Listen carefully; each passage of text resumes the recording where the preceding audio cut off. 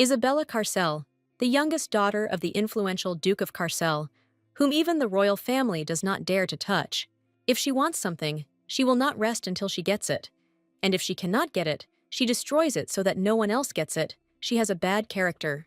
And the treasure that the girl wants to get the most is the girl. The crown prince, Christopher von Idris, is here. And somehow he won her heart. Beautiful appearance. Strength capable of lifting one to the very top of the empire. Maybe it's because he is the owner of the precious stone, the heart of the earth, which is located in the dungeon of the palace. All of these reasons are wrong. Although she wanted the heart of the earth, Isabella wanted something much more special, namely Christopher, who turned into a wolf every full moon due to a curse. In other words, she did not desire the man, but his wolf form. Isabella, enchanted by the rare silver fur and bright golden eyes, decided to take the place of the wife of the crown prince, whom she had previously had no interest in order to get Christopher. After all, then she will be able to own it alone. However, Christopher already had a lover. Wolves are attached to one partner for life. He couldn't leave his love and choose Isabella instead. Eventually, she decided to change tactics. If she can't be with him, she will make him come to her himself. She just needs to remove the prince from the place of heir to the throne. The most important thing is to find his flaws and weaknesses. Isabella had no problem destroying what she was obsessed with. She used a crazy method that would never have occurred to a normal person and drove Christopher into a dead end. This is a mania that is so frightening that it gives you goosebumps, a terrible desire to possess, even at the expense of one's normal mental state. They were characteristic features suitable for a villain, and that is how Isabella met her death. At the hand of Christopher, whom she so desired to have. Like every villain, she disappeared from history after justice was served. The servant turned to her and asked if she was okay, to which Isabella replied, "Of course." After all, she became that very Isabella Carcel. Not only did she suddenly take the place of the stranger, but she also took the place of the villain in the novel, the villain who cut the throat.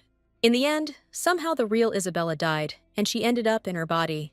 Although she doesn't know why this happened, she knew one thing for sure. In reality, she died and still remembers it clearly. The car that hit her while she was crossing the road, and the pain that tore through her entire body. That's why she was very surprised when she woke up. There wasn't a single scratch on her heavy body. But most of all, she is surprised when she sees this face. It's been a week since she became Isabella, but she still can't get used to it. If you look at it like that, she really is a beauty. Even if the eyes are a little gloomy, it's most likely because of the atmosphere. It's quite scary. Or it's just the effect of the villains. The maid asked if she could fix her hair a little, but she liked everything, so she asked to continue. Then the maid began to braid her hair. Isabella gradually gets used to this life. After all, she still won't be able to get out of this body. She uses this chance without regret. Because, apart from that sudden incident, Isabella's life is ideal. She was born into an incredibly wealthy family. In other words, she can now become immensely rich without doing anything, something she could never dream of in real life. And she's not sure if she felt sorry for having to play the villain, or if it was some kind of correction. But her story has not yet begun. The plot of the story will begin in a month. The main character, Hannah, will temporarily lift the curse from Christopher in wolf form. Because of this, Christopher will become attached to the girl, and then they will start an affair. Ultimately, Isabella will interfere in their relationship. Afterwards, she becomes madly obsessed, but she does not intend to interfere with the plot of the story and will live there forever. At least that was her goal. Isabella stood with a frightened expression on her face. Her brother Oliver brought a wolf because she loves them so much. And not just black, but silver. The only silver wolf in the empire that she knows. The damned prince. Christopher, with bright yellow eyes. She couldn't believe why he was here. Maybe she would die earlier than in the original story. Isabella sat on the sofa, deep in thought. She looked at the key, and only one thought was running through her head. How did this happen? Isabella clutched the key in her hand, remembering her brother's words. The more ferocious the wolves are, the more fun it is to tame them. Let him try to tame him. And who needs to be tamed? In any case, it doesn't make sense now. She felt like she could fix everything. It wasn't Oliver who initially caught Christopher, but Isabella, the owner of this body. Isabella, a keen hunter, discovered a rare silver wolf and captured it, but she had no idea it was Christopher. Although, given Isabella's character, she would have caught him even if she knew for sure In general, she met Christopher before the main character Hannah. However, until the storyline began, she didn't know that this wolf, Christopher, had a curse placed on him that would start to take effect when the full moon rose. Having fallen for the Empress's trick, he drank poison that strengthened the curse and was no longer able to turn back into a human. That's why Isabella never met Christopher outside of his wolf form. But the most important question is, how did she know that he was that wolf? It's most likely because of his bright yellow eyes. Observant Isabella, seeing his amazing eyes, immediately realized that he was the one she was looking for. Isabella was happy that she found the lost wolf, but it didn't last long. Seeing Hannah next to him, she felt angry and jealous that she couldn't have him and eventually went crazy. Knowing better than anyone else that their meeting would be the beginning of misfortune, he did not even go near the hunting grounds. When the lady invited her to hunt, she refused under the pretext of illness, because it would have been better never to meet until Oliver captured him. The fate of the original is inevitable, no matter how hard you try. He just threw a nuclear bomb in front of her. Isabella sighed heavily. She didn't understand why he did this to her. The wolf growled very loudly. Then she ordered him to be quiet. At first, she was so scared that her legs were shaking, but people adapt faster. He was caught by another person, so it's unclear why he's barking at her. Now she is more offended than scared. Isabella sat in front of him and watched. Apparently, he didn't like her, but she didn't really like him either. And why she is talking to him, she also doesn't understand. After imprinting with Hannah, he retained his sanity even while transforming into a wolf, and she doesn't know how it was before. Then she asked him to let you go, but he only continued to growl. If he promises not to eat her, she will let him go, and also asked him to nod his head if he understood. Well, the wolf just stood in his aggressive stance. She asked him to calm down, because she was not going to do anything. He came closer to the cage. Isabella can't say whether this creature has intelligence or not, but she knows one thing for sure. For the sake of her neck, she should never let him go. At least she could let him go after he became human again. The problem is that only the main character is able to break Christopher's curse, and she will appear only in a month. They have to live together for a whole month. He turned his head away indignantly, as if he understood what she said. If she were the main character, she would have immediately dispelled the curse. If she had the ability to cleanse, this terrible situation would not have happened. The main character, Hannah Manhwa, was an outstanding sorceress and showed an extraordinary talent for purification, and this purification, of course, also worked on the poison that struck Christopher. When a month had passed since the wolf was captured by Isabella, Christopher found an opportunity to escape from her, freed himself from the clutches of Bella, wandering aimlessly around the north in the form of a wolf. He met Hannah. She immediately realized that he was cursed. She cleansed him of the poison and returned him to human form. But the timing was unfortunate. Perhaps he spent too much time in the body of an animal. Christopher, who followed only his instincts, felt Hannah, reveling in the seductive pheromones, and then a scene of the genre 18+ happened. Isabella doesn't have the ability to cleanse, so without the experience of human life, her scenes would be completely different. A scene from a horror movie full of screams, blood, and mints. Since she's not Isabella, she has no reason to be overly obsessed with Christopher. It would be nice if she could just let them meet. When the time comes, he will find the main character himself, as in the original. From then on, he will be under her temporary protection. Isabella will protect him for a month, and then send him to the owner. You need to imagine that she is raising a puppy, because it will be more convenient. Here she noticed that he had serious wounds. Wounds left by the assassin sent by the Empress. Wounds from Oliver, even wounds from the electricity in the cage. Looking at this, it's hard to blame him for being aggressive. She decided to cure him first, and maybe that would bring them closer together. Isabella asked him to wait patiently. He seemed to have calmed down a little, but it was not to be. He started growling and barking again. She canceled her praise and said, "What a cur!" She returned holding a plate of food in her hands. She carefully moved it towards him and told him to eat it. Isabella began to watch him. It would be nice if he were always so calm. As she came a little closer, he growled. At first he was so wary that he didn't even look at the meat, but now he doesn't look at her. He had changed a little. Isabella spent most of her time with Christopher. There was nothing to do anyway, and to kill time, she would get closer to him. 3 days passed, but he simply got used to her as a person who gives him food. East or west, everywhere the one who feeds is the best. She did this in the hope that in response to her care, he would trust, and his perception would definitely change. From being an annoying and noisy meat, she became a good meat that feeds him meat. But she's still meat. She needs to become not meat for him, but a person. Dark days are ahead. She will need to do everything possible. But still, something has changed. The frequency of his barking decreased. The deafening barking that hurt her ears died down. Not because she was feeding him. Anyone who saw him would think he was starving. He must have realized that his barking was only causing him unnecessary stress. He had behaved quite decently when he was being treated recently, although several shots of tranquilizer had not brought him down. In any case, now is the quietest time of the day. What is the speed of his recovery worth? It is almost healed already. Isabella also decided to go and eat. When she entered the dining room, she saw Oliver. He arrived today, Oliver. This is Isabella's second brother, the one who recently forcibly handed the wolf to his sister, the culprit of everything. She asked why he had come, since he was never seen in his own house, and this was the first time he had been here since he had forcibly handed Christopher over to her. Never one to be stuck at home, Oliver is a wanderer at heart. In the life of Oliver, the second son of the Duke of Carcel, no one interfered. Because he was not the successor, he had a strong free spirit. But differently from Isabella, he wandered there, going wherever his eyes looked. Because of this, he didn't do well in the original either. Oliver asked if she had named the wolf. If you think about it, she really does call him, hey, or just Wolf, and didn't even think about giving him a name.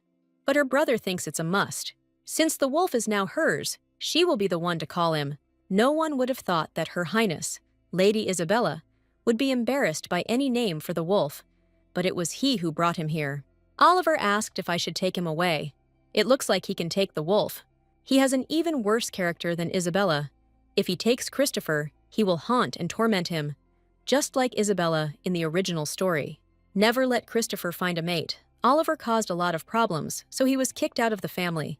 After all, it is not known whether he is capable of taking a life without hesitation.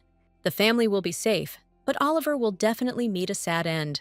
Isabella said she would raise him, so don't even think about touching him. He'll die if he touches him. She grabbed his face and shoved a piece of meat into his mouth. Why did you drink a glass of wine with a serious face? There is nothing beautiful about this shiny face.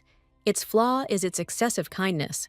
Eventually, over lunch, she decided to choose a name, but she couldn't concentrate. When the wolf saw her, one could tell from his expression that he was tired of her attention. She pulled up a chair and sat down opposite him, as if the air around her froze. Isabella will give him several selected names, and he must answer if he likes any of them. She cannot call him His Highness, any more than she can call him Christopher. She liked the name Belish, but from his expression, it was clear that he was extremely against it. It suddenly occurred to her that his name, Christopher, could be shortened to Chris. It seems that he liked this name too. Now she will call him Chris. She had a request for him, so Isabella asked him to listen to her carefully. She only gave him a name, but it seems they have already become closer, and his hatred of Christopher seems to have subsided. Isabella released him from the cage. Christopher began to look around. The servants and Isabella stood to the side and watched. It was clear from her expression that she was very worried about whether everything would be okay. The maid looked at her with incomprehension. No matter how much she thought about it, it was too much. Isabella asked Grace to vacate the next room. It would be the wolf's room. The maid asked her again. After all, this is very dangerous, since it can break out, and it needs to be strengthened so that this does not happen, and do it at the highest level. They ended up having to combine 2 rooms to make it happen. The maid asked what to do about it. She suggested fastening the muzzle. Isabella forgot to put it on because she was tired of taking it off and putting it on every time she fed, but she thinks it will be okay. It doesn't come out anymore. It's a pity that we had to put him to sleep to buckle him up. Everything went smoothly. He'll use it later, on a walk. The servants stood with their mouths open and were in complete shock at what they heard. But she can't keep him locked up all the time. If he hadn't attacked, we could have gone right now. Isabella asked for another collar and a locket with a name. Chris's name, and her name and address should be engraved on the back so he could return. The maid asked if anything else was needed. There were people who wanted it. She assumed to kill. Grace doesn't understand that even an elite assassin won't be able to finish the job. The rival, the Empress, Grace must have beheaded before she even got close. Rumors of a silver wolf in their castle. That's a problem. They're far from the capital, so rumors don't spread instantly. It would be a completely different story if the Empress had carefully searched for Christopher. If she finds out Christopher is here, she will send an assassin to get rid of him or demand that he be taken away. Christopher won't lose to the killer, so there's nothing to worry about. But we can't allow contact with her. He hates things like this and hopes that everything will go smoothly. Although she was forced to take responsibility for the protagonist, she is not going to give him to the Empress. She needs to take care of him before meeting the protagonist. In any case, Isabella regrets it, even if he is a nasty dog. But she does not want him to suffer in the clutches of the Empress. When she decided to bring him a bowl of water, he rushed at her aggressively. Then, I forgot and asked, "Well, why is he barking again?" After all, she didn't give him such a command. She removed a little magic from the cage so as not to harm him, and he became very self-confident. First of all, Isabella is his owner and protector, so he must listen to commands, but it was all in vain. Christopher continued to growl and bark, and everyone even had to cover their ears. The maid ran to her to check if everything was okay. Then, Isabella screamed that she was his mistress, and he should shut up and obey her. In fact, even her nerves are already giving out. She can't stand it anymore. But Christopher seemed to enjoy it. Oliver burst into the room, shouting for Isabella to shut up her dog. She turned to him with a displeased face. They are undergoing training, so he needs to leave. But what kind of training is this when all he does is bark? Oliver handed it to her himself, and now he's angry. Now Isabella is praising him. Let her rip that bastard's eardrums. Oliver covered his face with his hand. It seemed as if his head was about to explode. There are now 2 dogs in the house, and why did he pick it up and give it to her? The castle was in complete disarray, but I don't know why. But at least I'm happy that now Oliver is in despair too. It would be great if this method worked. In a desperate situation, she picked up some books for herself. From adopting a puppy to training, my naughty dog. What should I do? A great dog starts with a great owner. Master of the dog world, turning any ferocious dog into a gentle lamb. A best-selling author and a teacher for dummies. Isabella believed in the author, hoping that he would help her tame Christopher's deafening bark.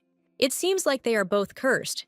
Even if you read for 100 days, you won't be able to apply anything in practice. Perhaps she has no talent for learning. When given the command paw, he might bite her hand, so she initially tried the command sit. But instead of this command, he just started barking. From the expression on her face, you could tell she had lost all hope and was begging him to sit down. Christopher kept growling, so she just decided to give him the bone. She got angry, she calmed down, she begged, she tried everything. And the next thing she knew, Christopher was off the leash, and another week passed. Belatedly, she tried to restore order, but her authority was already under Christopher's tail. With this approach, they will never go for a walk. Now he doesn't even answer, he just ignores. All hope that they will be able to establish a connection is gradually fading. She will have to send it to the heroine as is in a month. She lay there and thought about nothing. But then I opened my eyes, and the question arose in my head. Is it really necessary to do this in a month? She jumped out of bed and decided that she could start looking now. The maid was just about to enter the room, and food for Chris was ready. Isabella said that she was going for a walk and was feeding the wolf herself today. Before leaving, she looked at him one more time. He may be a rotting piece of shit inside, but he's still handsome, so he needs to be fed. She doesn't even know where to look for Hannah. She has no information about where she was before arriving north. There was even an idea to send someone to search, but most likely they will hardly be able to find her, because Hannah travels to places where her skills are needed. It is for this reason that she never stayed in one place. In addition, she is good at hiding and running away, so there is a high probability that she will not be found. Isabella knew it would be difficult. Suddenly she heard screams, "Save me!" There was fear on her face. She didn't know what was going on. The only option was that Christopher had broken free, so she ran towards the screams. The servants fell to the ground. Christopher's chain was broken. Isabella couldn't believe her eyes. There was fear in her eyes. But most of all, I don't understand how he managed to get out. At that moment, she understood. Even though she had praised him for his beauty until now, when those bright yellow eyes looked at her, no matter what Isabella tried so far, they couldn't get close. She was still just a piece of meat to him. The guards ran up to her. Grace's maid and brother Oliver were also moving in her direction. Isabella didn't know what to do. Her body was hard as stone. She couldn't move. The brother and the maid screamed, "Isabella!" Christopher was flying straight towards her. She was completely at a loss. Then she clenched her fist and hit him with all her strength. Christopher didn't expect such a strong blow, but Isabella apparently didn't expect this either. The brother and the maid stood in shock. Christopher just lay there and didn't move. Isabella has an exceptional fighting talent, a talent that is only found once every century. To some extent, ball control is also ideal archery, not to mention shooting weapons. She even knows how to handle a mace, and her innate sense of combat was as good as Leonard's followers. Although Isabella had a rather nasty character, the family had high hopes for her, even the elders, although they were unhappy with Isabella's behavior, which is why they clung to her at every step, still admired her genius, so they tried to pacify her. Finding something interesting was more important to Isabella than being a genius or the strongest. Although Isabella was only causing trouble, the highly respected man had to bite his tongue and take his hands off her. The Duke and his wife thought that these were just childish pranks of their daughter, and to put an end to them, they sent her to Jito at the call of the king. Left alone, Isabella wandered throughout the north like an unbridled foal. Christopher stood up and brushed himself off. She had the feeling that he was just testing her. Isabella didn't know that she was so strong. Everything happened very quickly. Isabella walked up to him and touched his neck with her hand. She shouted, "Stand still!" and she also ordered the maid to bring the muzzle. Somehow they managed to button it up. At some point, Christopher pushed Isabella away with his head, and she fell to the ground. The wolf raised his paw and tried to step on her. Then she kicked him with such force that he again flew back several meters. He kept his eyes on her as he flew. Isabella won this fight. It even seemed to her that he might not be able to walk again. She picked him up, threw him over her shoulder, and carried him into the castle. She is ashamed that she still trembled so much in front of him. Even though she carries Christopher in her arms, she doesn't strain herself at all. Apparently, she's that strong. Oliver folded his hands in front of him and said, "This is my little sister, wonderful." He had to stay to see one dog defeat the other. Apparently that's all he can say to his little sister, who just fought a huge beast. Oliver said that she is a beast herself. If she hadn't been carrying Christopher, she would have caught up with him and kicked him in the ass, because brothers don't talk to their sisters like that. But she wasn't going to waste time sorting things out, especially with this idiot. In the corridor, Isabella met a maid and asked her to bring a doctor to Chris's room. When they entered, Chris was quite nervous. She put him back in the cage. As it turned out, the lock was not broken, and now the question arises as to how he was able to get out. But Christopher just looked at the floor with a guilty face. Isabella smiled and said, "Oh well, she hopes he doesn't think of her as food anymore. Now, he must understand that she is his mistress." After the interrogations were completed, the culprit of Christopher's escape turned out to be the maid who brought him food. Among the toys given to Christopher, there was something very valuable. The maid opened the door wanting to take this thing, and Christopher ran away. After learning the whole story, Oliver insisted that the maids cut off the hand. She did so without knowing the main thing. The maid was in danger of serious injury, so in the end, she quietly quit herself. Because of Oliver's character, there is a possibility that the punishment will happen behind the scenes. Without her knowledge, she did not have so much time to waste on the fired maid, so this matter simply passed her by. She saved her life and let her decide for herself how to survive. Isabella reached out and asked Christopher for his paw. A whole week of training had already passed by now. Christopher simply barked, and Isabella looked on and was touched.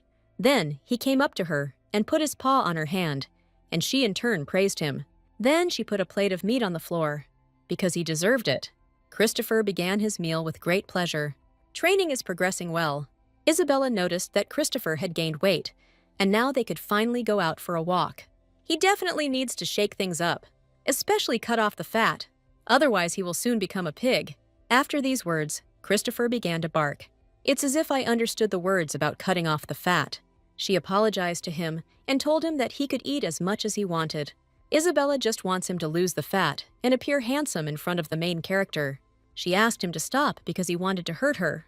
Isabella walked over to take the muzzle. If he wanted to go out, he had to endure it. But Christopher just shook his head, showing with his whole appearance that he didn't want to wear it. With this muzzle, he will become a kind puppy. As soon as they put it on, they immediately went for a walk. Christopher lifted his leg to do his business. Isabella knew it was a wolf, and sooner or later it was bound to happen. She also noticed that he was constantly looking back. At that moment, when he turned away out of awkwardness, she remembered a moment from the book. Looking at the owner as if apologizing means protecting the defenseless owner. She turned to him with the words that he should not worry, because she was able to protect him. Christopher didn't look back again. It seems like when she looks, he feels ashamed. Isabella shouldn't look too hard. At that moment, Christopher tugged on the leash. He ran at incredible speed, as if he saw something. Then, looking up, Christopher began to bark aggressively. He ran to that place because he saw a crow on the tree. Isabella tried to calm him down, but Christopher had no intention of listening to her at all. She didn't understand what was wrong with him, so I took the initiative into my own hands and decided to drive the crow away. At that moment, she had a bad feeling. She shouted again for the crow to go away and not torment him. Christopher watched the bird fly away, but his aggression did not go away. If it were not for Isabella standing next to him, he would have rushed to catch it. She was trying to calm him down. Isabella began to tell the maid about the crow, and how Christopher went crazy when he saw it. The maid suggested that most likely he just wanted to hunt her. Because he is an animal, he was locked up, and he was very stressed, not having the opportunity to hunt. Grace may have been right, but she herself felt somehow uneasy when she saw this bird. Another maid opened the door. She could not find the words to describe what was happening. It turned out that he had made a real mess in the room. Christopher just looked at Isabella with a guilty expression. She assumed he had been bullied by crows as a child, but if not, he wouldn't have looked so anxious. Isabella tried to calm him down. She said that everything was fine. She opened the cage for him to come out, and she opened her arms, showing that she only wanted to hug. But Christopher flew out and rushed past her at lightning speed. She smiled, thinking that it was a dog after all. But Christopher just rushed into her room, jumped on the bed, and waited for her to come. For Isabella, it seemed very sweet, but the maid took it in a negative way. She said, "What a nasty brute." She asked him to get up, but she really wanted him to promise her that he would sleep peacefully and she would let him stay. The maid was still afraid, because he had already run away and behaved quite aggressively.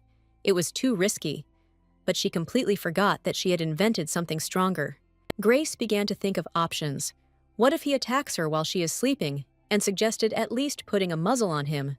But Isabella refused, because it would be stuffy for him, and he wouldn't be able to sleep in it. Chris knows his place, so everything was in order. Then the maid would be nearby. Oliver was surprised that Chris was now spending time with her all the time, but really only at night, even though it's daytime and he's lying right at her feet. "He's just a cutie," Isabella said. He asked where Isabella had gone, who had been whipping the animals to make them stronger. But she seemed to be reborn. She realized how disorderly she had lived before. Now her priorities had changed, and she would live decently. Oliver doesn't recognize her because he thinks it's abnormal. She is upset that her brother is talking like that, and she ordered Chris to bite him. He snuck up and started growling angrily in his direction. But Oliver was just joking. There was a knock on the door and the words, "I am the master," and he was allowed to enter. Isabella immediately understood who it was. It was Baron Simon, the vassal who dominated the duchy. He was downright surprised to see her, since they hadn't seen each other for a long time. Suddenly, his gaze fell towards the wolf. Simon hadn't seen him before. Christopher was heading towards him angrily. Baron Simon, instead of the eternal wanderer Oliver, and Isabella, who constantly gets into trouble. He is the real bearer of power in the duchy. Tired of his grumbling, Isabella ignored his greetings and sometimes got angry. But she was not the same Isabella anymore. Christopher continued to growl at him. She tried to calm him down, because he was her ward, and there was nothing to worry about. Most likely Simon came here on business. That look of his gave everything away at once. This crazy duchess is raising a dog just like her. Here's what he thinks, and other services of the same opinion. He cleared his throat and said, "Well, mister, this is the mine he was talking about." Simon placed a huge, glittering stone on the table. Isabella couldn't even believe her eyes. The last time he reported on diamonds was a week ago, and this stone is the last one for now. There was a mournful atmosphere in the room. Oliver said it was a useless stone, so Isabella asked what he was carrying. "This is a magic stone, which means it will bring a lot of money." Oliver and Simon's eyes immediately lit up. Magic, a magic stone. Isabella was surprised that they didn't know about magic yet. In the original work, the duchy was famous for its magic stones. She thought they already knew. They assumed that the magic stone must be blue. Blue, processed stone. And this stone is a nugget. A wizard she knew told her about it. Simon remembers last year they sponsored a wizard who was showing off his rare gem. That one was similar, but this one was bigger. If they don't believe her, they can check it themselves. They decided to do just that. Isabella turned to the Baron, who apparently thought she was completely untalented. When he thinks about all the money he spent to compensate for the damage he caused, he is glad that she has changed lately.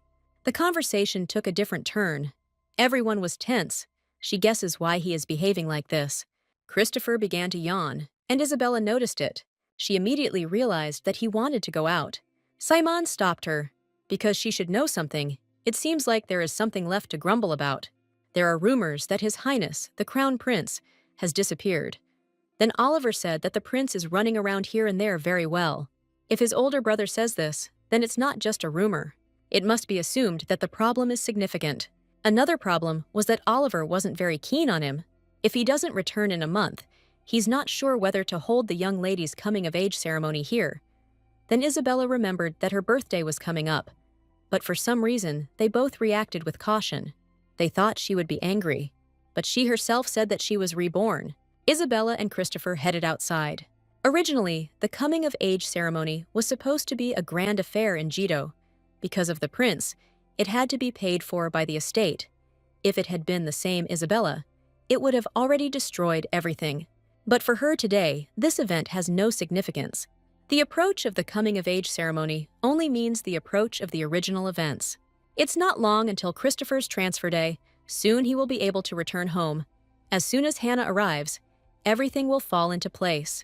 Isabella walked and said, "I won't sell." Simon asked her to just let him take a look, to which she replied that she was busy and that he should not bother her. The reason they argue with each other is because of Oliver. That damn brother left everything on her and ran away. She pretended to be smart in vain, and her tongue, the enemy, thanked her for the discovery, but left the export issues to her. The idiot. The weather was beautiful. There was a basket with balls on the ground. Isabella took one in her hand. Then she swung and threw it, saying, "Chris, catch it." All the sand flew into Simon's face, but he wants to quickly figure out how to avoid it. Christopher brought the ball out and looked at it with displeasure. Her opinion coincides with Simon's. She asked him not to come anymore, to which he replied that this could not happen. Then Isabella asked why that was. She knew about the magic of the stone, which no one else knew, and she was the one who found all the rational clients. No one is more suited to the role of responsibility than she is. But Isabella doesn't know anything about business, and can't do anything. She only found a candidate for the processing plant for Oliver's sake. She didn't think that it would lead to such a result. She dug her own grave. Simon looked at her and said that it was enough for her to express her opinion. But if that was the case, then let her take care of everything right away. The only thing that was important to her was to fully spend the remaining time with Christopher. Isabella turned around and saw Chris nowhere to be found. She only noticed how he jumped over the fence and disappeared from sight. Even at that moment, she was speechless. One of the swords flew over the fence. He can escape after Hannah comes north. There is no point in escaping now. If he escapes, it will be a dog's life. Simon fell to the ground. Christopher ran away in the blink of an eye, acting so quietly that she let her guard down. Isabella started screaming at him, "Come back!" Various thoughts swarmed through my head about what if Christoph shot down the crew? What if he gets lost and loses consciousness? Or an evil person will catch him and torture him. Suddenly, Christopher jumps back and returns with the ball. He runs up to Isabella and spits the ball out in front of her feet. It was the ball she threw. He didn't run away. It was because of the ball. She thought he hated her. It turns out she was wrong, like an idiot. Isabella praised him because he was so cool. He didn't give up and brought her the ball. This was the first expression of affection. She dreamed that they would become closer, in a friendly way. Unlike the day she made a mistake, this time she definitely felt his trust in her. Beautiful, kind, her naughty puppy. Christopher jumped and knocked her down. They fell and lay on the grass, hugging each other. Simon walked over to her to make sure everything was okay. Isabella was surprised that the ram had not left yet. He said that he needed to give her something, and then handed her a folder. Isabella began to study carefully.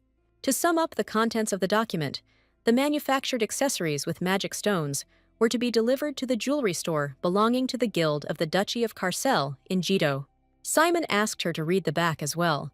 Monostones are difficult to handle and should be entrusted to an experienced craftsman. However, it comes at a cost. Even with high pay, not every master will take on the job. It's too expensive, and their family needs to get as much profit as possible. It will become her pension fund. Then she remembered about Asila and said the name out loud. She asked Simon to contact Asila's workshop.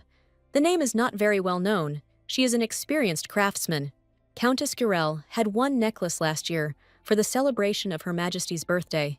It was made by her. Simon was surprised. He understood what necklace she was talking about. This necklace was famous enough for the Baron to immediately understand what was being discussed. The only necklace in the world, beautiful and small, despite the fact that it was a magical instrument. It is so well known that rumors have reached the far north of the duchy, but she remains anonymous. Isabella knows this because it is a jewel. Jewels are beautiful, and the original Isabella is crazy about beautiful things. When Isabella heard rumors about the Countess's necklace, she immediately began to question her people in search of the name of the master. And the cost will also be reasonable, but she doesn't like being the center of attention, so it won't be easy to get a contract. She's already been rejected. If it weren't for Asila's outstanding abilities, she would have died already.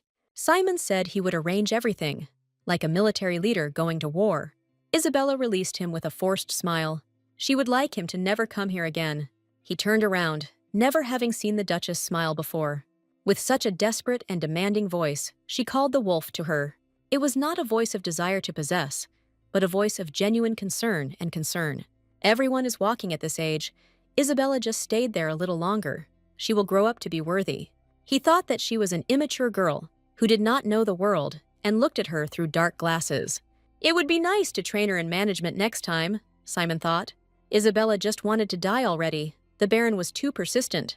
I've been stalking her all day. This behavior is annoying. How much more will I have to suffer, she thought. Christopher lay down next to her, as if supporting her, and she thanked him. Even the dog, that is, the werewolf Christopher, sympathizes with her.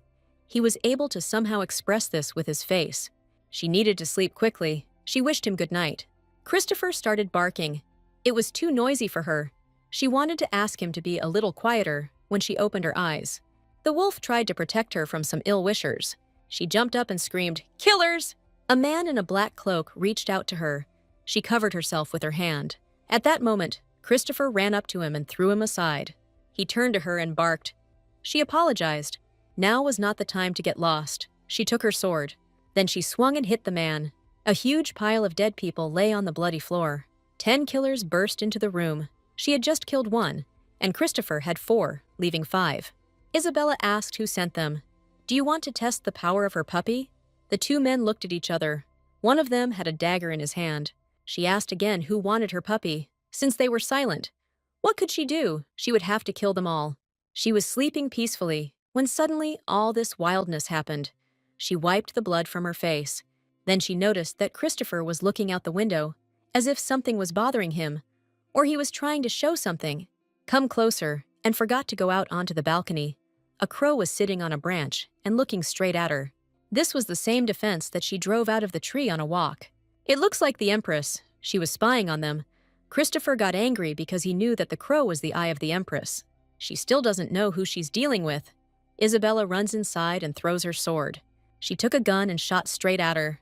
The first shot hit her, and she fell to the ground. Isabella didn't think the crow was watching her. She wondered how it knew Christopher was here. It was her mistake that she guessed. Knowing that the Empress used her familiar to manipulate birds, the familiar, a magical theriomorphic spirit serving the witch, was unprepared for this due to her complacency. She walked up to Christopher. He didn't look so good. Then she hugged him and said that everything would be fine.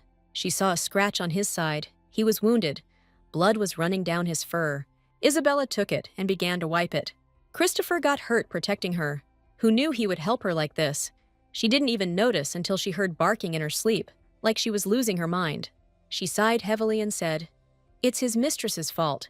Christopher came up and buried his face in hers. Something pricked her. Bella didn't even notice, but it seems she got hurt too. This is the first time Christopher licked her face. Maybe he is worried. She praised him and also asked him not to worry, because he saved her. He rolled backwards, something she had never seen before.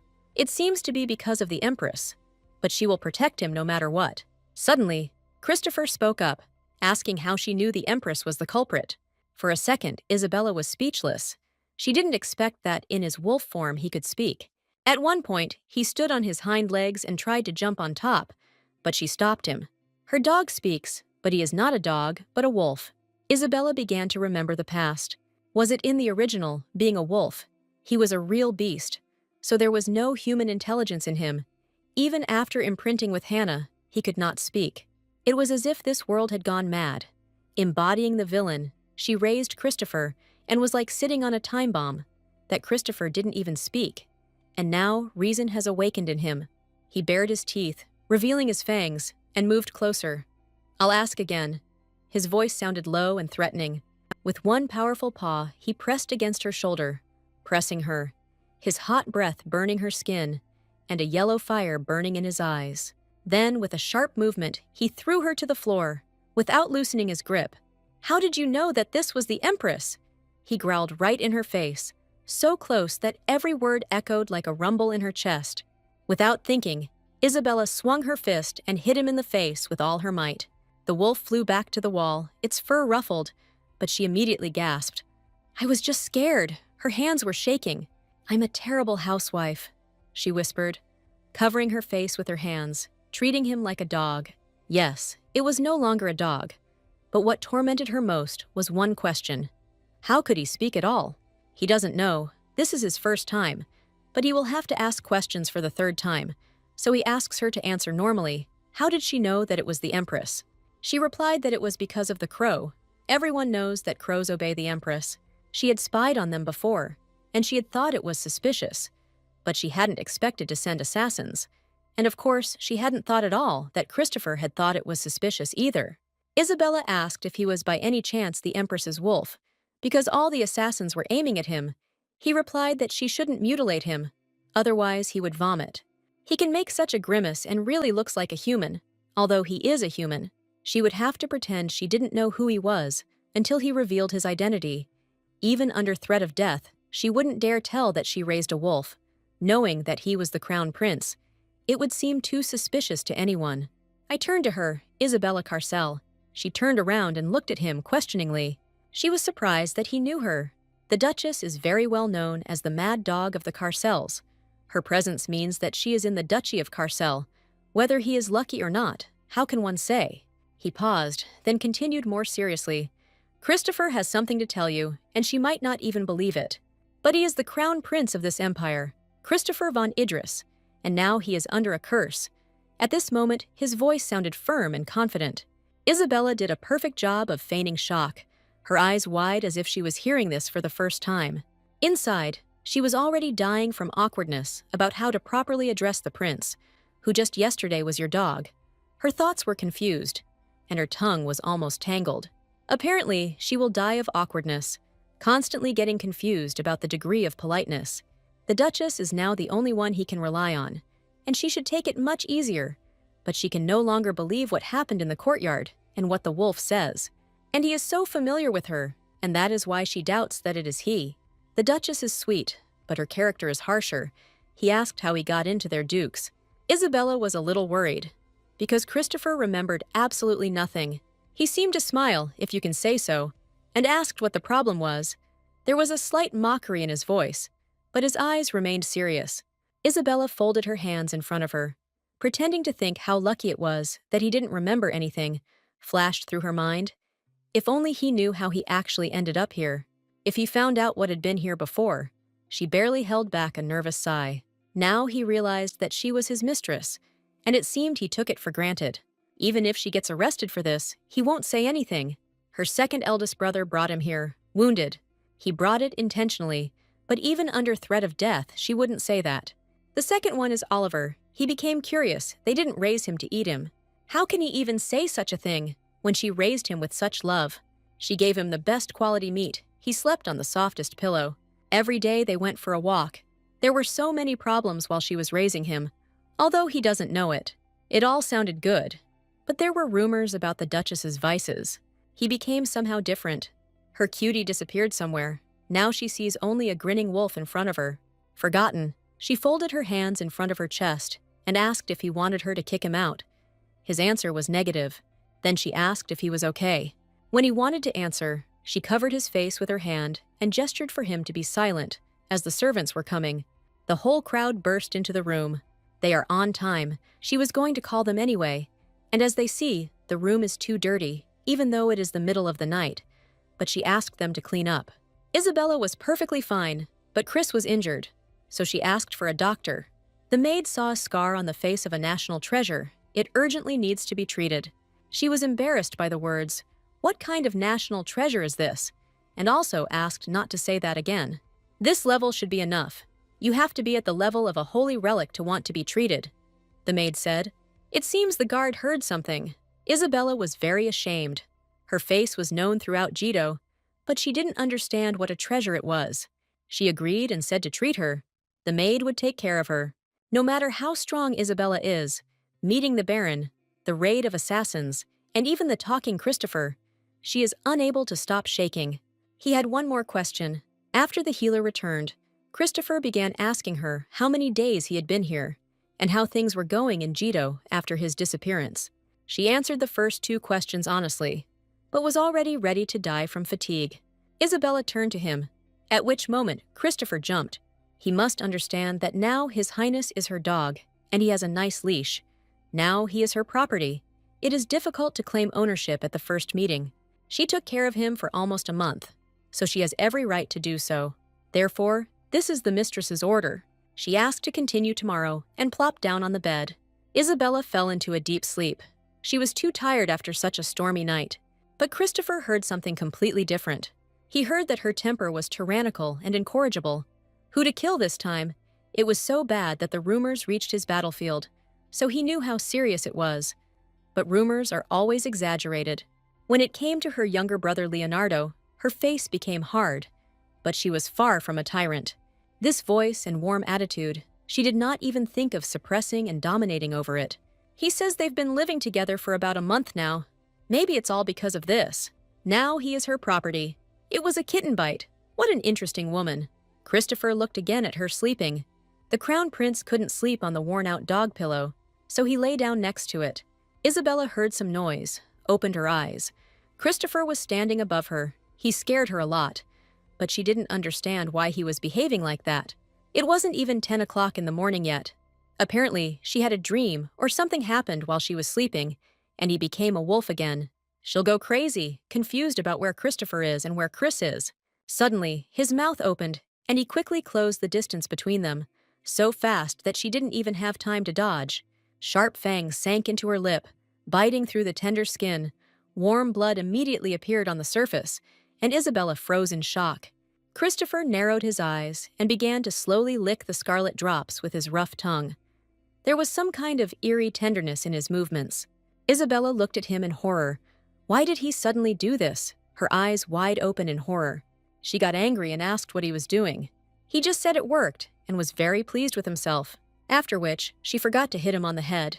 He asked if it was too cruel, as if all he cared about was biting her lips when she wasn't even awake yet, and also expecting him to apologize. Christopher bit because he was hungry. He was joking. That was not the point at all. When he woke up, he couldn't speak, so he woke her up. But her lips smelled very delicious. It seems like he has forgotten his place. Isabella looked at him angrily. Perhaps he should show again who is who. It probably works when he tastes her blood. Yesterday and today, he found his voice when he licked her blood. Come to think of it, it actually happened after he licked the blood off her cheek. According to him, her blood has some special power. Perhaps the gift of purification, like Hannah's. But if this were true, then he would become a man. That's why he says Duchess. Christopher wishes he could lick her blood. It's as if he's mocking me, although outwardly he's a wolf. But inside he's a man, a human being. It makes no difference to her. Even if he looks like a wolf, she doesn't feel any excitement at all. It would be a problem if he was worried about the dog's proximity. However, the next time he needs her blood, let him bite his finger. No need to slobber on her lips. He lowered his head, because he was already kind enough to try not to hurt her. This kind of look on Christopher's face excites her. She asked if he wanted more, He said that would be nice. Isabella feels like a cheated idiot. Isabella took the dagger and pierced her finger. And then she brought it to Christopher, and he began to lick the blood. He licked it so thoroughly, as if he was eating something tasty, and it was very strange. Isabella asked what he was going to do next. First, he needed to contact Leonard. In the current situation, only her blood relative, Leonard, can believe in Christopher's curse. When they finish, he will give her everything she wants. She is his faithful dog. She would do anything for her friend right now. Isabella wrote a letter from Christopher's words about how he accidentally ended up in the duchy and why her brother urgently needed to come. At that moment, I even felt a little sorry. She turned away and placed her hands on the table. She took Christopher's paw and said that we needed his seal. They put a seal on it. It looked a little strange, but it seemed to work. Now they are colleagues and in the same boat, so from now on he should call her Isabella. They even shook hands. While he is bound to the curse, they need to become close friends. Isabella handed the letter to the butler and asked him to send it to her brother Leonard. And it was very urgent. There was a look on her face that he noticed early. The young duke was very angry after the night attack on her. The sounds of their night's suffering could be heard throughout the castle, which is why it was so noisy in the morning. He knows that she always refuses, but today they received a lot of really good medicine. He didn't have time to finish speaking. She interrupted and said that she would drink it unconditionally, let him bring it. He will bring them every day, because as they say, take care of your health from a young age. If Oliver cared about her wounds, it's strange that he didn't even visit her. Isabella found him on the roof of the castle. She tried to touch him, but he pushed her hand away. She heard that he was worried about her, but for some reason, he didn't come himself. The situation is a complete mess. He had a very displeased face. Oliver made the knights run. It seemed like they were about to lose consciousness. Isabella asked why he was chasing them like that. Rats snuck in while they were sleeping, so he chases them away. And he's also worried that she went outside after the attack. This time he will say confidently, dogs are better than people. From today on, she will be accompanied. Isabella began to refuse. He was surprised that after such an attack, she didn't want to. Oliver noticed the cut on her lip, then asked what kind of creature did it. She said that they were fooling around with Christopher. Oliver was outraged that he was bitten by his own puppy. He was gone for a long time, and now everything is lost. Everything. And this, Her Highness, Isabella Carcel. She has become so soft. Now she walks around bitten by her dog. At that moment, she covered her ears and said that she understood him, to which he replied, I wish I had said so right away. After her defeat by Oliver, she had to return to the bedroom with an escort. She doesn't care if the knight stands at the door of her room, but she won't be able to talk to Christopher that way. Isabella turned and told him, You are free, but he replied, Not at all, miss. Then she told him that he could rest in the next room when she was in her room. She would call him if she needed to go out. That was an order. But he went into her room with her. She didn't really want to use this method, but what could she do? So she screamed, Go away, right now. He was scared, but he understood her. Apparently, I should have done it this way right away. Christopher looked at her a little strangely. He can't believe it out loud, because he didn't expect her to be attentive to a knight who must fulfill his duties. But she is just who she is. She asked if they had changed his bandage. Why should he do such unpleasant things himself? All his subordinates had disappeared somewhere. Everyone was so fierce that no one dared touch him, so much so that he didn't allow his wound to heal. So she was responsible for his food, walks, and even toilet. And it looks like she was doing a good job of it, but in reality she just hit him hard. At first she was struggling with the character of this wolf. But now, looking back, it became a dear memory of Christopher. She valued him, the wolf, very much. And really, she valued him madly, treasured him like her own life, in fact. And she paid with her life. You can't make mistakes. Just as Isabella was about to treat the wound, she noticed that he had healed himself. She asked about such an ability, but he would like such a convenient ability. Then she remembered that she had given him her blood. Under these circumstances, it seems more likely that her blood has healing powers. Isabella wasn't supposed to have such a skill. The ability to heal will appear only in the main character, but definitely not in the villain. It probably wouldn't work on humans, if it were possible. But her body wouldn't have any scars, so the power only works on Christopher. Whether she likes it or not, she can't shake the feeling of deep connection with him. She noticed that he was interested in her because he asked how her lip was. If such a scratch had hurt her, she would not have had the last name Cartcell. Isabella stroked his head. He pulled back a little. He didn't care whether she stroked him or not, but he wondered why she was doing it. She answered because he is handsome. There have been problems lately, because Christopher thinks she is a good person despite their close relationship, and he has reason to think so. Simon ran into the room and asked what kind of creatures dared to attack the lady. He said that he wanted to get rid of them, perhaps because of the appearance of Baron Simon, relations with whom had recently softened. Isabella turned to him and said that they couldn't fight openly. Then he replied that he could also hire assassins. Baron Simon is a powerful man in the duchy. He could not stay away and took the attack to heart. Christopher increasingly thinks that her villainous reputation is just a rumor. Alan, who was initially wary of disturbing her, now increasingly irritates her with his appearance. Today they go for a walk, just the two of them with Christopher. Isabella pointed to the side and told him to wait there. Alan thanked her for this and happily headed to the indicated place. Isabella wondered how such a stupid guy got into the Knights of Carcel. Christopher offered to tame her. He thinks that Alan will obey her. But you can forget about that, because she already tamed one. He was also a fierce type, although in fact, that fierce type was not Christopher. Leonard was due to arrive today. She looked at Christopher and realized she hadn't bathed him in 3 weeks. She turned to him and said that he needed to tidy himself up. The rumors weren't lying. He thought she was a good person, but she turned out to be so cruel. Christopher's fur was all matted with mud. The water was very dirty. It was as if he had lost his virginity. He was talking some nonsense, because she apparently accidentally touched him while washing him in the bathroom. In fact, it was as if he had never tried to mate, to lose his virginity simply by touching. He was so pure that he did not look like someone who had rushed around the battlefield. Christopher was outraged, because you can't just talk about mating anywhere. It's like she has no bones in her tongue. Isabella began to joke, saying that she would take care of it and find him a suitable female. He took every word Isabella said too personally, talking about shame and morality. She poured water on Christopher and said he should be ashamed to look at her all wet. They finished their water procedures. Christopher shook himself and splashed Isabella with water from head to toe. She took a handkerchief and began to wipe her wet hair. This was his revenge. Christopher sat on the floor, raised his head, and looked at the ceiling. As it turned out, there were too many drops that were flowing down. The rest will dry outside. Isabella walked, shaking all over from the cold. Suddenly, Leonardo's brother called out to her. For some reason, she thought Leonard looked like Oliver. Leonard Carcel, Isabella's older brother. Oliver giggled as he approached her and asked her if she was playing in the water. His underwear was visible. He asked not to insult his eyes and to change quickly, at which point Leonard gave him a good slap on the back of the head. Oliver was right, which is why Christopher stared at the ceiling. Isabella looked at him and asked if he saw anything, but he began to deny everything. Oliver even flinched in surprise. It feels like he's sleeping because this dog is talking.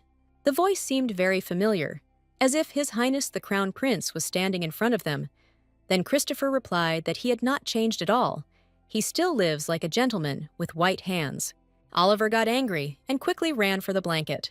Then he covered Isabella with it and told him not to look. As Oliver said before, all men are wolves, but he gave it to her himself. But he thought it was a real wolf. Leonardo, saying, "Enough," moved them away from each other and gave each a task. Isabella should go to her room and change her clothes, and Oliver should stop screaming, wash up, and go downstairs. Isabella looked at Leonard and asked if he could dry His Highness's wool, because if he delayed, he would fall ill. Christopher began to nod. Leonard said he would dry it. Oliver turned and told Isabella to put on a black dress. A very black dress. Absolutely black. When I forgot to come back, he met her. He was so pale that she thought something had happened. Most likely, it was because he realized that he was hunting the Crown Prince. He doesn't remember anything, so there's no need to cause trouble or say anything unnecessary. He may be a hooligan, but the bullets in the prince's body will scare even him. Isabella didn't expect him to actually dry it. Christopher sat on the floor, his white fur shining, showing all his superiority. Isabella's brother took very good care of him. It was unbearable for him. Since everyone is gathered, His Majesty must also join in. They all sat down opposite each other. There was something wrong with Oliver again. He was acting like this even though he knew Christopher's true identity. Isabella asked if it mattered that Oliver also knew who he was. Well, they would have to live together for a while. There was nothing they could do. He would only trust the Carcels, and no one else. Just as Oliver was about to shout something, he received another slap on the back of the head. Leonardo was interested in how this happened. Christopher explained what happened to him, starting with the situation when the Empress poisoned him, to the story about the effect of Isabella's blood and the desire to mate. Leonardo specified that when he drinks the Duchess's blood, his mind returns, but his wounds are also healed. They were silent for a moment. Isabella herself does not understand why this happens. Leonardo suggested that if his wounds are healed, then it might also work on people's wounds. They were curious and wanted to see if it would work on people. Isabella asked which of them wanted to be the test subject. Oliver immediately pulled back, saying that he didn't want to drink her blood. And how was it even possible for her to have such a good ability? Isabella started walking up to him and saying that she was going to prick his finger. Leonardo took the blade and made a cut. Isabella thought there was no need for so much blood. Oliver said that only a little bit of blood was needed, to which Isabella replied that if they wanted to pour blood into the cup, they should have enough. She put the glass of blood on the table. Leonard looked at him carefully. Then he took a small sip. Apparently, it is of no use to people. Oliver screamed that the bleeding needed to be stopped, so she gives it to Christopher. She just doesn't want to waste it. Martha should be arriving soon. First, they need to check if they can remove the poison the Empress used. She walked into the room, greeted everyone, and introduced herself. Her name is Marta Terran, the only sorceress in the elite division created by Christopher, one of the few who knows about his curse. It's me, created by combining existing poisons with invented ones. That's why you shouldn't play with them, of course. She's not the main character, so she can't remove the curse. She asked if she could take some blood from her, but Isabella knew it would be no use. It would make no difference, since the reason why His Highness's curse was not lifted was because the Empress used a special poison. It follows that the curse will be lifted if it is removed from the body. If the poison is removed, the prince will return to the body of a man. But when the moon rises, he will again turn into a wolf. The Empress knew about this, so she sent assassins. If they show up again, Oliver will take a hostage and torture them until they confess. There is only one way to escape the curse that has been passed down from generation to generation in the imperial family. You just need to meet your companion and spend your whole life with him, and Christopher's companion is Hannah Manhwa. First, they need to get rid of the poison. She knows a mage who specializes in cleansing. There is a wandering sorceress named Hannah Manhwa. You just need to find out where she is, and then she will help Christopher. The original will already be destroyed. They made a mistake by tracking down Christopher on their own. Now they have no choice but to find Hannah themselves. It was a little strange, but Oliver supported Isabella too. They need to find her, and Christopher will stay here for now. But he had better move to a safer place. But no one will dare touch him while Isabella is with him. Isabella would occasionally get lazy and skip training, and she would slit the throats of all those rats. Even if he hadn't asked her, she would still be in the case.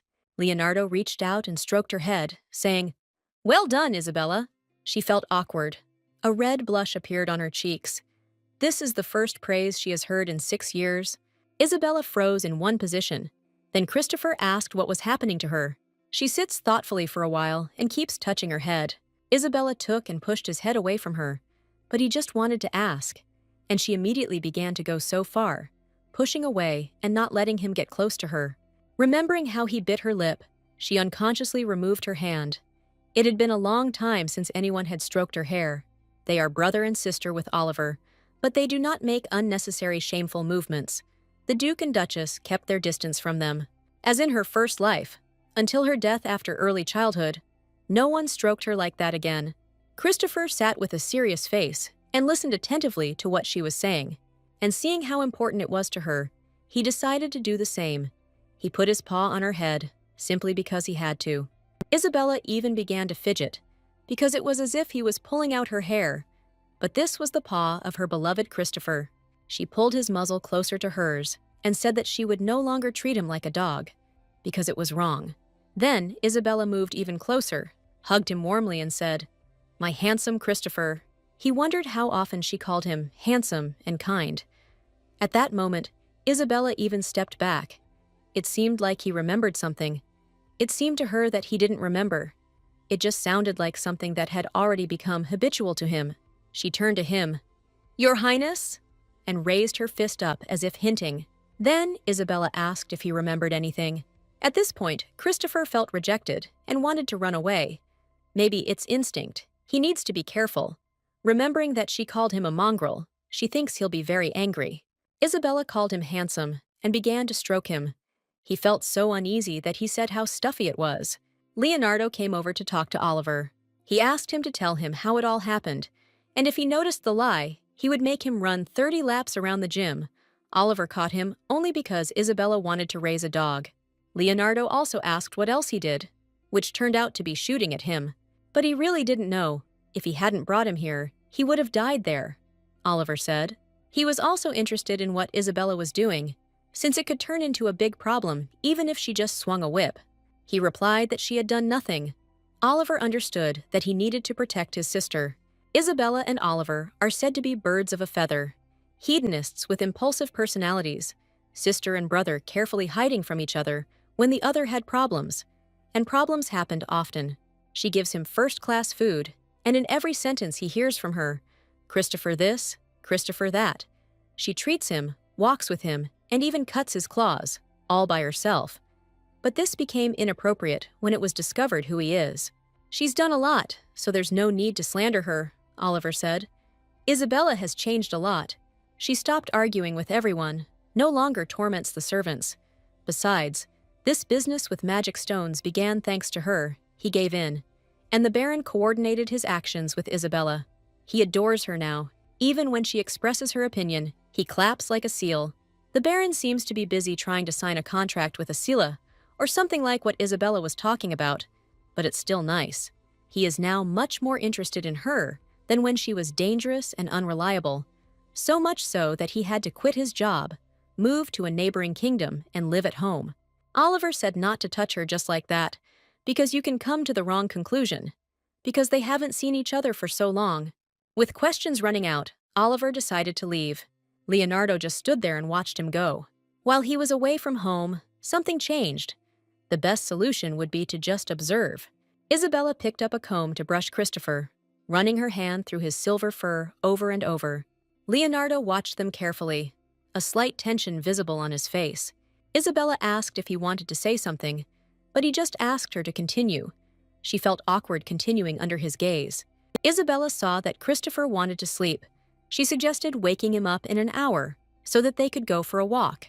Now we need to figure out whose bed it is now, hers or Christopher's. At first he dozed because he was on guard, but knowing that it was definitely safe next to her, he fell into a deep sleep. Now she begins to wonder whether this relationship was her evil destiny, whether it is possible to build a trusting relationship this way. Just as Isabella wanted to leave the room, Leonardo asked her to sit down. The first question was what happened to her, but she only replied, "Nothing, except perhaps the need to take care of His Highness." He thought for a moment, put his hand on his face, said, "It's just that," and fell silent for a couple of seconds. We've heard a lot of good things about her lately. Isabella has changed her lifestyle and her thinking. Now she is a kind person. Oliver has noticed this too. The maid came into the room to give Isabella a cup of hot tea. She had a very frightened face, and her hands were shaking. Isabella noticed the worry on her face. Her hand shook so much that the cup of tea fell right at her feet, and the maid began to apologize and fuss. Isabella felt guilty. Apparently, she had in vain brought her to such a close look. The maid ran out of the room.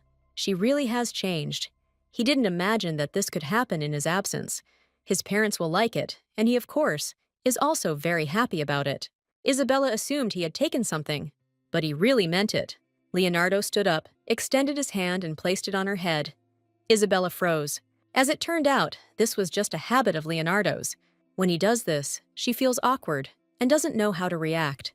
That same evening, her blood was analyzed, and the results were received. Martha said that if a monster drinks her blood, the body will be filled with energy and the mind will clear. The blood is so thick that even a small amount can heal wounds. The smell is also sweet, so if a monster smells it, it will run towards him. Simply put, her blood is an aphrodisiac and a tonic for monsters. It's no wonder that when monsters see her, they go crazy and rush to her. She often suffered from this as a child and the wolf also ran to her.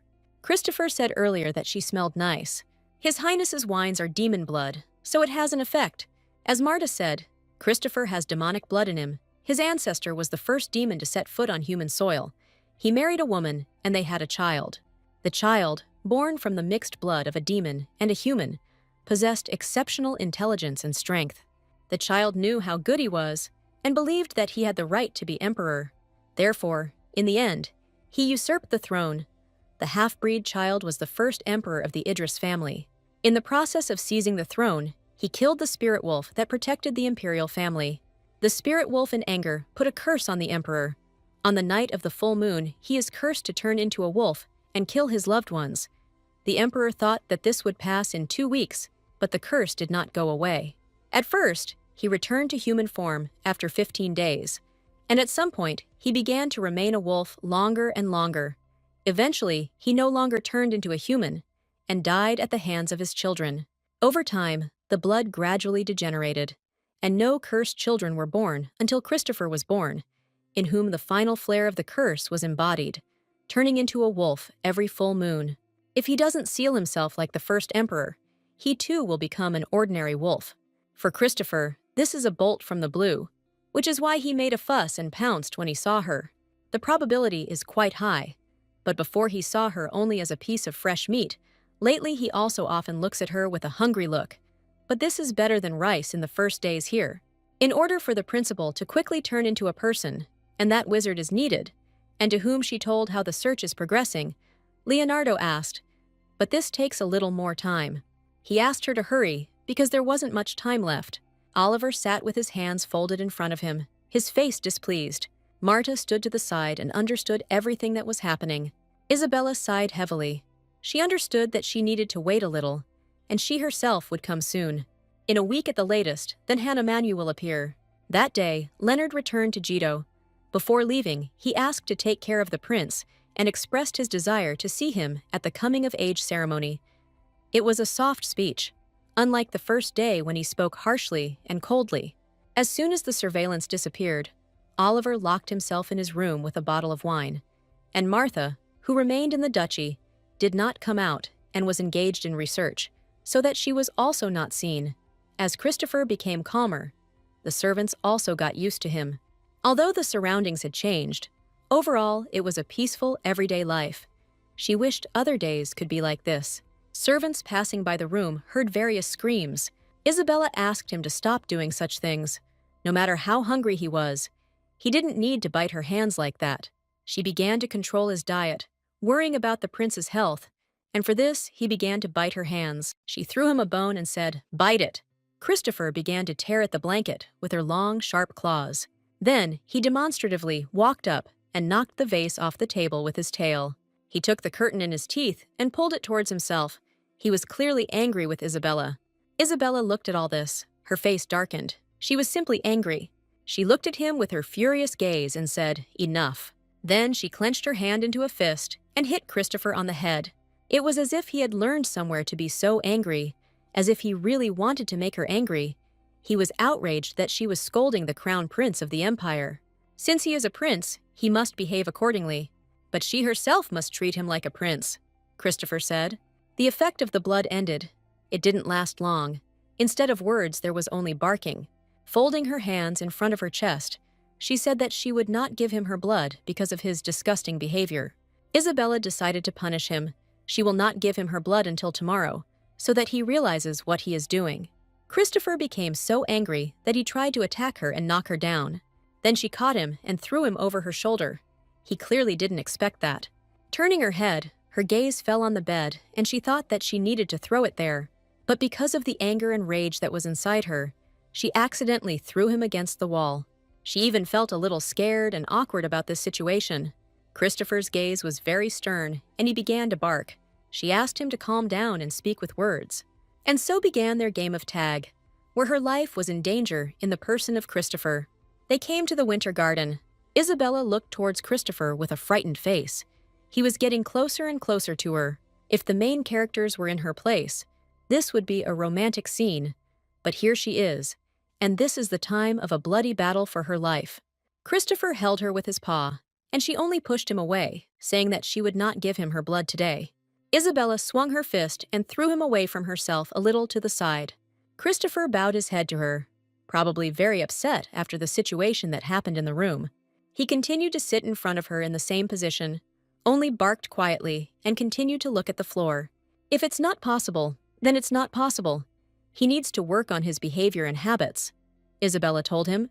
Christopher howled all day from injustice, but she still did not give him blood. And in the morning, he still did not speak.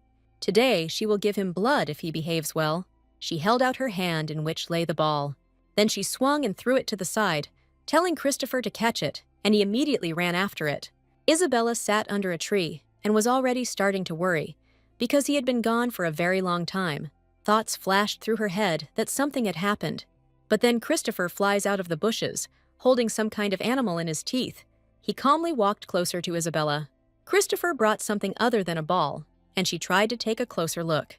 He continued to hold it in his teeth for some time. He lowered his head closer to the ground, opened his mouth slightly, and carefully released it. It was a snow-white rabbit. She assumed that by doing this, he was hinting at a truce. Isabella folded her hands in front of her face and wondered where he had learned to do that. She extended her hand to him, telling him not to do it again, and then Christopher drank her blood. It took a little while for the blood to start working, after which Christopher said that he was wrong and would not do it again. In turn, Isabella apologized to him for treating him like a dog, and she would release the rabbit back into the mountains. He simply caught it alive. She smiled, wondering where he learned to be so nice. But if Christopher himself knew the answer to this question, if it is the same with his beloved later, they will be happy. I understand that Christopher was under a lot of stress. She made him promise that instead of overeating, he would exercise more. But that didn't mean they had to get up at dawn. In the morning, he must do a double jump. If he continues to overeat, he will truly become a pig. You just have to look at those fat buns. What should they do with them? They decided that they would run together tomorrow. A strange sound was heard from the kitchen. Most likely someone had broken in, and perhaps they were thieves. There was no suitable weapon nearby for defense. Nothing else to do. If anything, she would just have to tell Christopher to bite him. Isabella opened the door abruptly. They saw a maid who was stuffing herself with as much bread as she could because she was hungry. The maid fell to her knees, cried, and asked for forgiveness and mercy. She has a sick brother. She is the only one paying for all the expenses, and she took her dinner to him. That's why she had to skip meals and steal their food. Isabella remembered this girl. It was she who spilled the tea, and now she's stealing food. I must say that she really distinguished herself. But it's still unpleasant to see a skinny girl on her knees, praying for simplifications. At the time when her dog, Christopher, was so fat. She asked her name. She answered, Lydia. Apparently she has been starving all this time. Today is the first time that she looks hungry. Isabella prepared the soup and poured it into bowls. She put one plate on the floor and the other on the table and told them to eat. The maid didn't understand everything correctly. She burst into tears and asked not to eat her. She understands that she is guilty. She has sinned against her twice and is very afraid that she will be fed to Christopher. There are too many rumors going around. Lately, the servants had been feeding Christopher without her knowledge, so she thought everything was okay. But they still thought he was a cannibal. Her Chris eats only the best quality meat. He doesn't need someone like her, so let him eat it.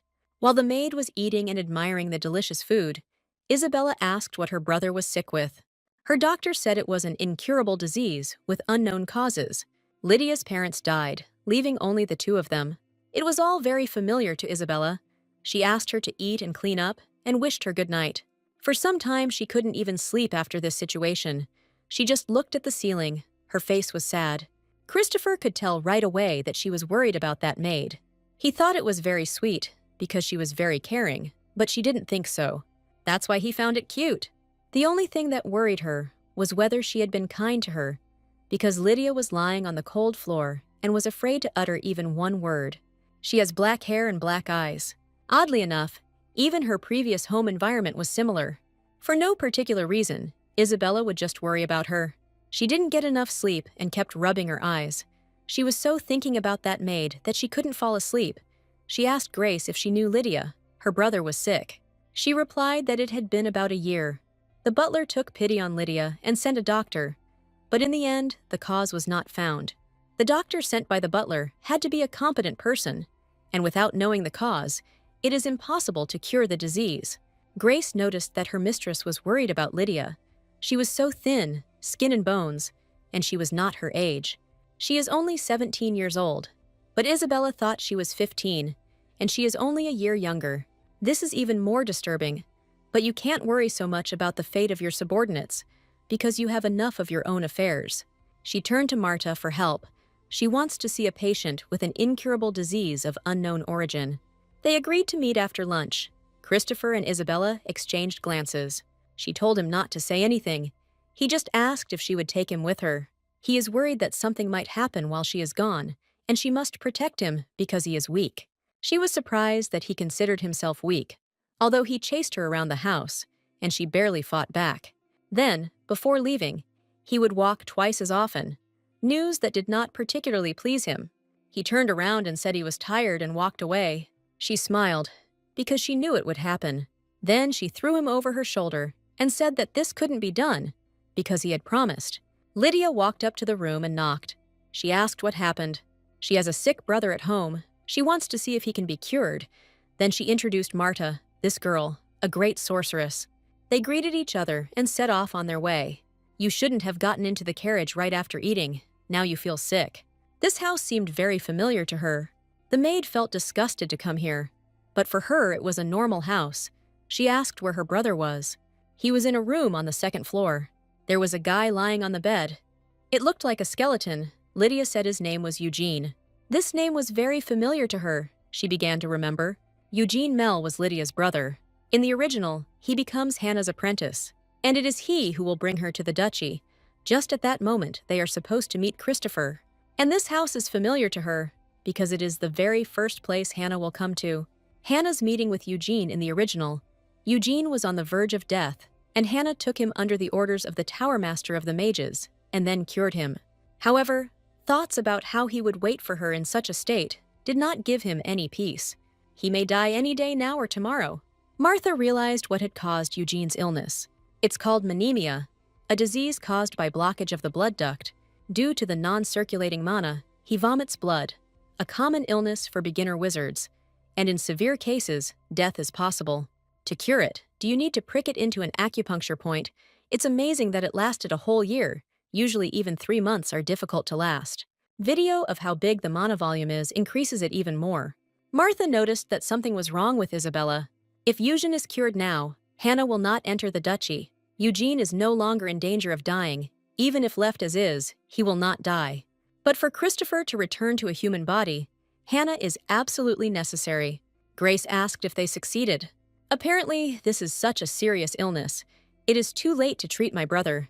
Tears flowed from her eyes like a stream.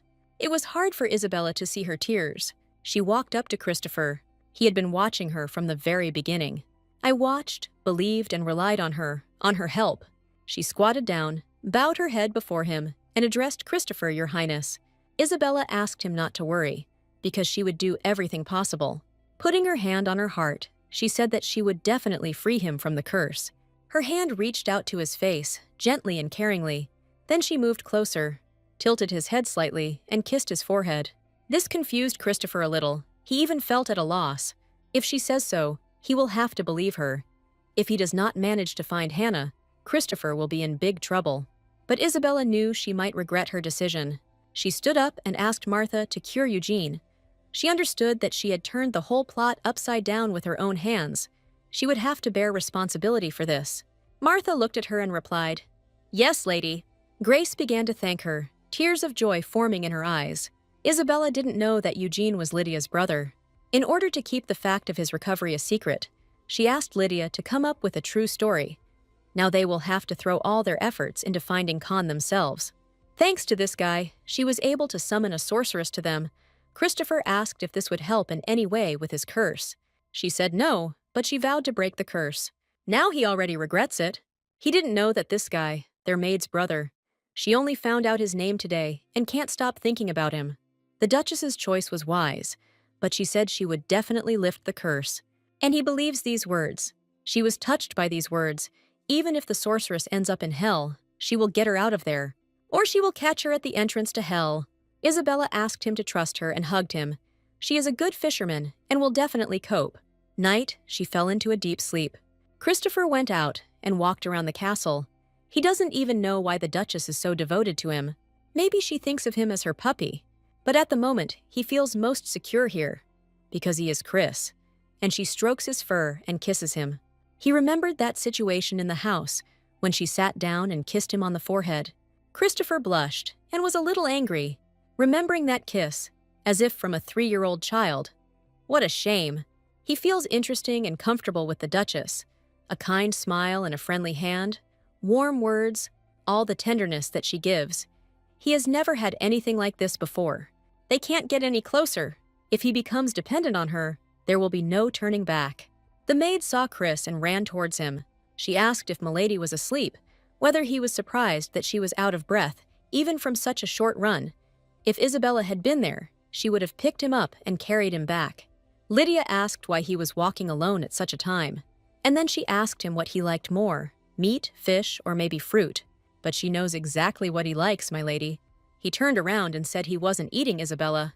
Grace covered her mouth with her hand when she realized she was saying too much. And at that moment, Christopher definitely realized his mistake. He finally let it slip to Lydia, although no one should know. She looked at him thoughtfully. Then she added smilingly, "Of course, he's just so interested in her." He asked how she knew he could talk. Lydia quieted down a little and said, to tell the truth. Last night, she heard them talking before the lady got into the carriage. He was worried about Milady's health. His anxiety was noticeable in his tense gaze. Christopher asked if she knew who he was. His voice calm, but his eyes filled with worry. She answered with a question. The great spirit of the wolf. This answer suited him, because the less he knows, the more soundly he sleeps. It was his fault, because he had become too relaxed in his peaceful life, and he mentally reproached himself for his carelessness, which could have cost him dearly. She wanted to ask him something else. Her gaze became curious, almost playful. What does Milady like most?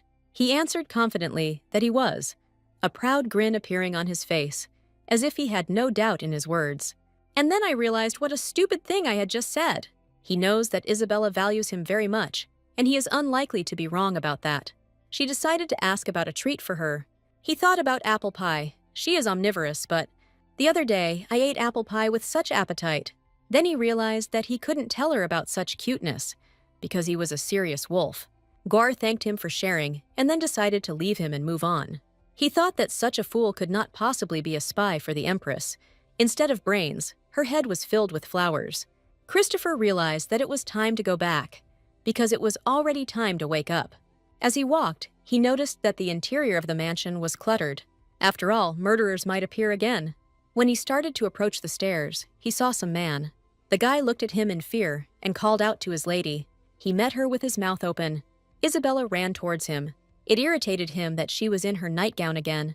Who could run around in front of everyone in just her underwear, he thought. Isabella grabbed him, threw him over her shoulder, and went into the room. The maid watched them go with her mouth open. The other services also came closer. Christopher began to scold her for wearing a nightgown, which irritated him because there were a lot of men outside. But she asked him a counter-question about where he had gone since the morning. She was scared because of his sudden disappearance. I searched every corner of the house, thinking that something might have happened. He even felt a little ashamed.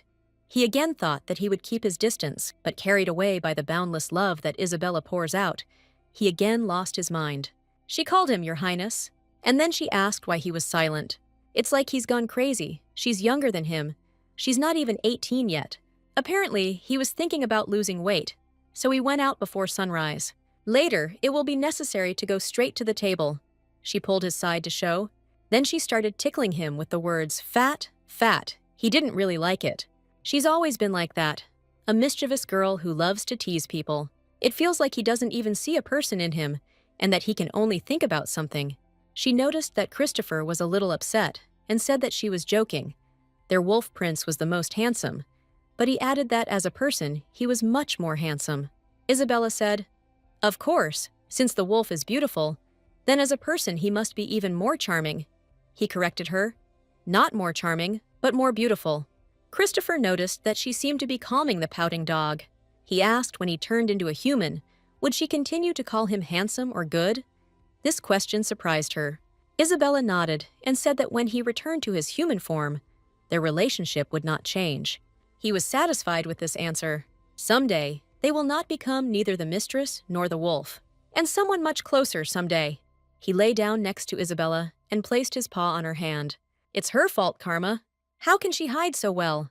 Hannah's whereabouts are still unknown, and she thought that if she heard rumors about Eugene, she would definitely show up. The problem is that she has already completely changed the events of the original. She noticed Christopher walking towards her. He came over and laid his head on her feet, and then he looked at her very softly, as if he wanted to ask for attention. It all looked so cute to her that she couldn't help but mutter with a smile. It was expected, but not easy to accept. Isabella also asked him not to worry, because sooner or later, Hannah would definitely be caught. She was amazingly good at fishing, Christopher added with a slight grin, as if that explained everything. Isabella raised an eyebrow, her voice slightly skeptical. She had caught something, but she caught him. Isabella thought she misheard. She didn't expect such words from Christopher. She said it was a bit of a joke. He interrupted her and said, honestly, she understood everything correctly. He suddenly became emotional, and she was about to catch Hannah. It seems that she has already lost interest in the fish she caught in her fishing grounds. But who said that he can come to the fishing grounds at will? She lets him go. Once she caught him, she had to take responsibility and behave nicely. Isabella asked him to go somewhere else besides her lands. But where could he go without her? The noise in the room irritated Oliver, and he told them to get out if they were going to coo. She asked if it was possible to meet a wolf, some kind of abnormal sexual desire. But he asked if her head was given to her for decoration. She was a complete fool. They are with His Highness at all. Christopher came closer to him, and then he said that he would allow him to stay all day in the royal wine cellar. Isabella thought for a moment that she had misheard. She blinked as if trying to shake off the surprise, and her voice wavered because she hadn't expected such words from Christopher. He banged the table and asked when his sister had become such a pervert. But she replied that he was handsome, treated her well, listened only to her, had become a little attached, and was quite alert at night. She liked all of this, and that money was needed to care for such a sweet creature. But she didn't need anything from him. She had plenty of her own money. Christopher and Oliver didn't know what to answer. And he is of noble blood, that should be enough. Then Christopher asked what if he had more money, much more than she did. Money goes to money. Now they will hold hands and go to the ceremony. Money to money, you say? Said Oliver. Then he will take a gun and destroy everything around. He also added that she shouldn't even think about walking down the aisle arm in arm. After these words, Christopher pushed him so hard that his arm hurt. Isabella asked His Highness when he had become such a pervert. She is a healthy and strong person, capable of standing up for herself, even if he cannot come to her aid and she does not need protection, Isabella thought. Isabella will definitely break the curse. Although Hannah is also healthy, she is not as strong as Christopher wants. She asked about appearance or character, to which she replied, a sensitive person with red hair and emerald eyes. Oliver was shocked that someone could be so frank. She was very surprised and said, really? Does he really look at her brother Leonardo like that? He is strong, healthy, red-haired, and has emerald eyes. She really doesn't know if he's sensitive, but it's definitely about her brother. Then Christopher said that, at the moment, he just wants to kill her. Oliver began to laugh loudly, adding that it was probably out of desperation. It was simply impossible. Isabella didn't understand what was wrong with him, and the tea party quickly ended. Oliver ended up getting bitten by Christopher for teasing him. After this, Christopher, sulking, went to his room. Marta came up and asked about her concern about that sorceress. If there were any traces, they could track her. Eugene entered the room and greeted everyone. She was glad he was better. When they first met, he was skin and bones. His condition quickly improved, and this could not but please. His complexion became healthier, his eyes sparkled, and his movements regained their former ease. It's all thanks to Isabella. He will definitely thank her for her kindness. He is even ready to give his life, but there is no need for it. Eugene handed her a cup of tea, from which a light steam of aromatic tea rose. At some point she grabbed his hand. On his wrist was a bracelet made of thread, decorated with a lily. She wondered where he got it from. He got it in the village. Someone said it would be very good for health. She immediately realized that it was Hannah. She had arrived in the duchy. Isabella asked when he got the bracelet. She asked, trying to remain calm, to which he replied, 2 days ago.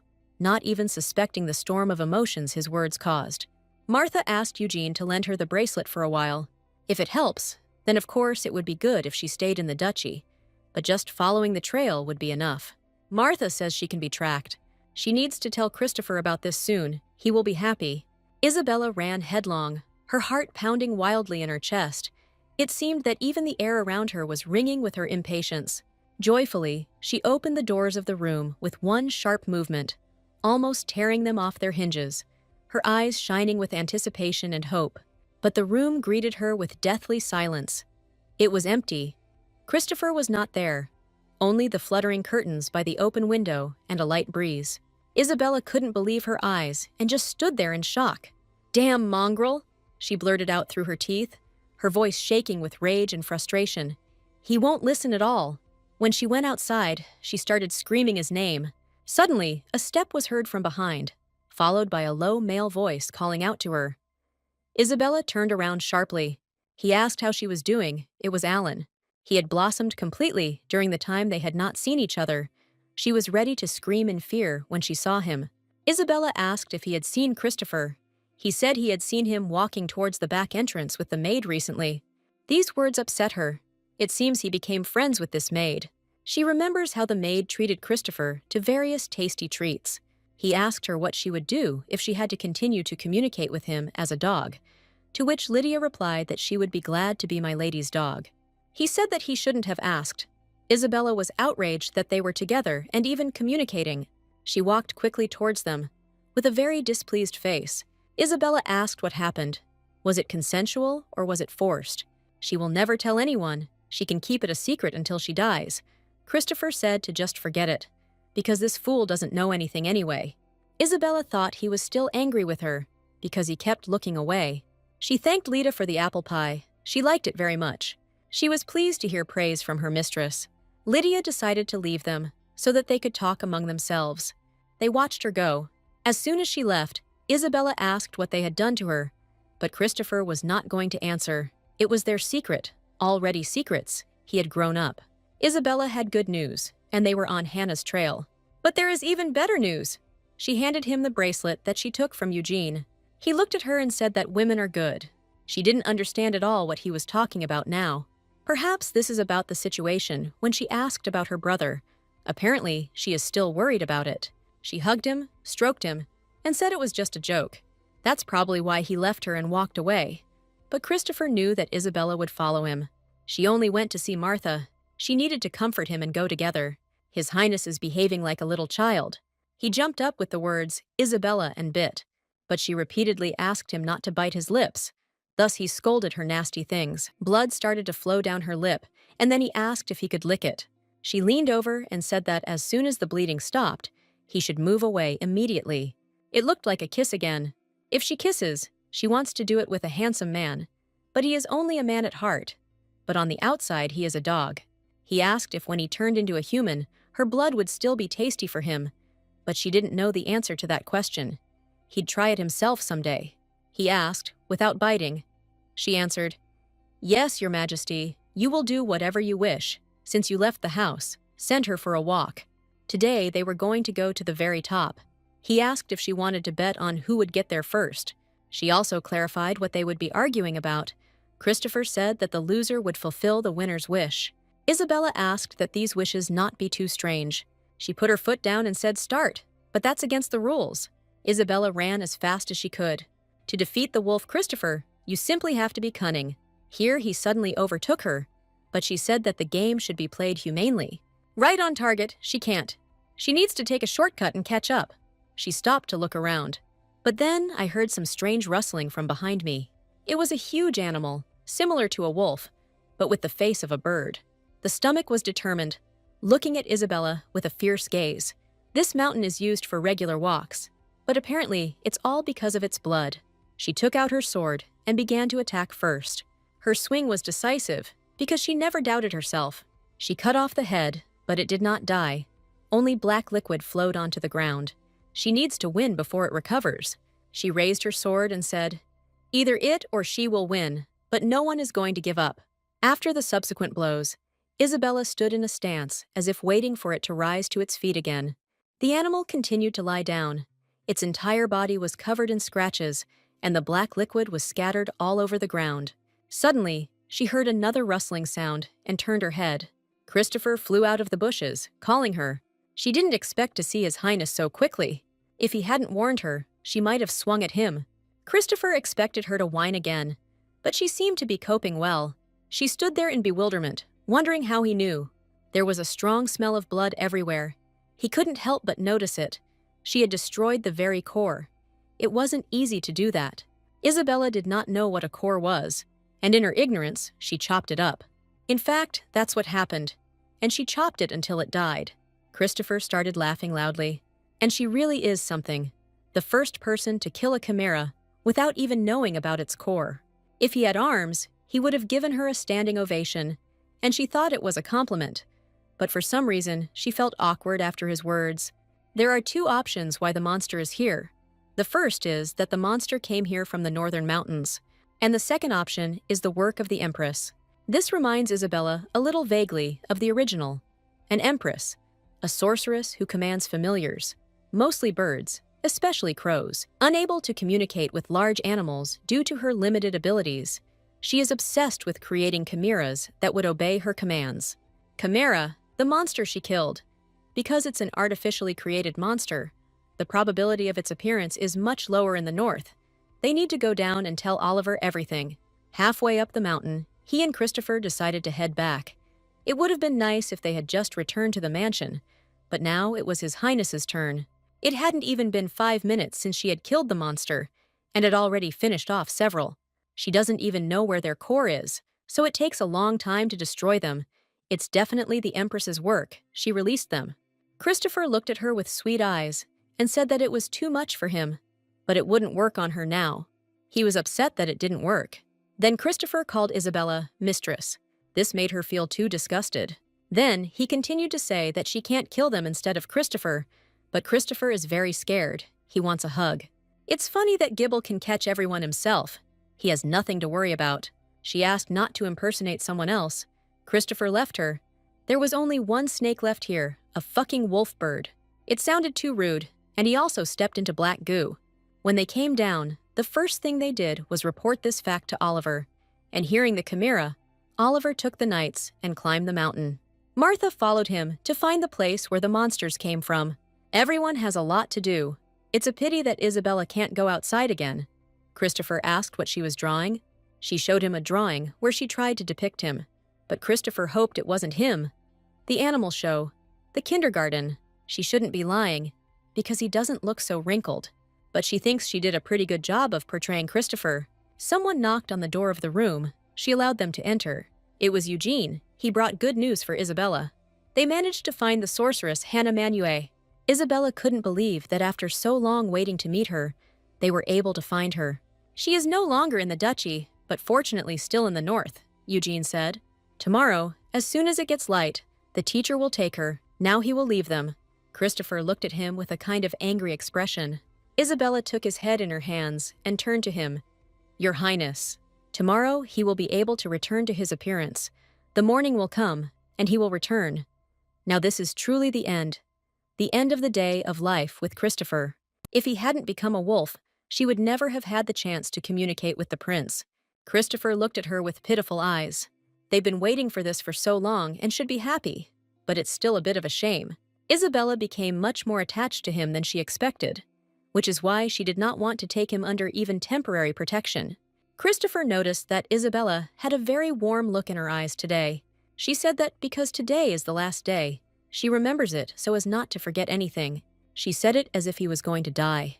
Isabella knew he wouldn't die, but if he managed to imprint on Hannah, she wouldn't be able to see him anymore, so she needed to do it right.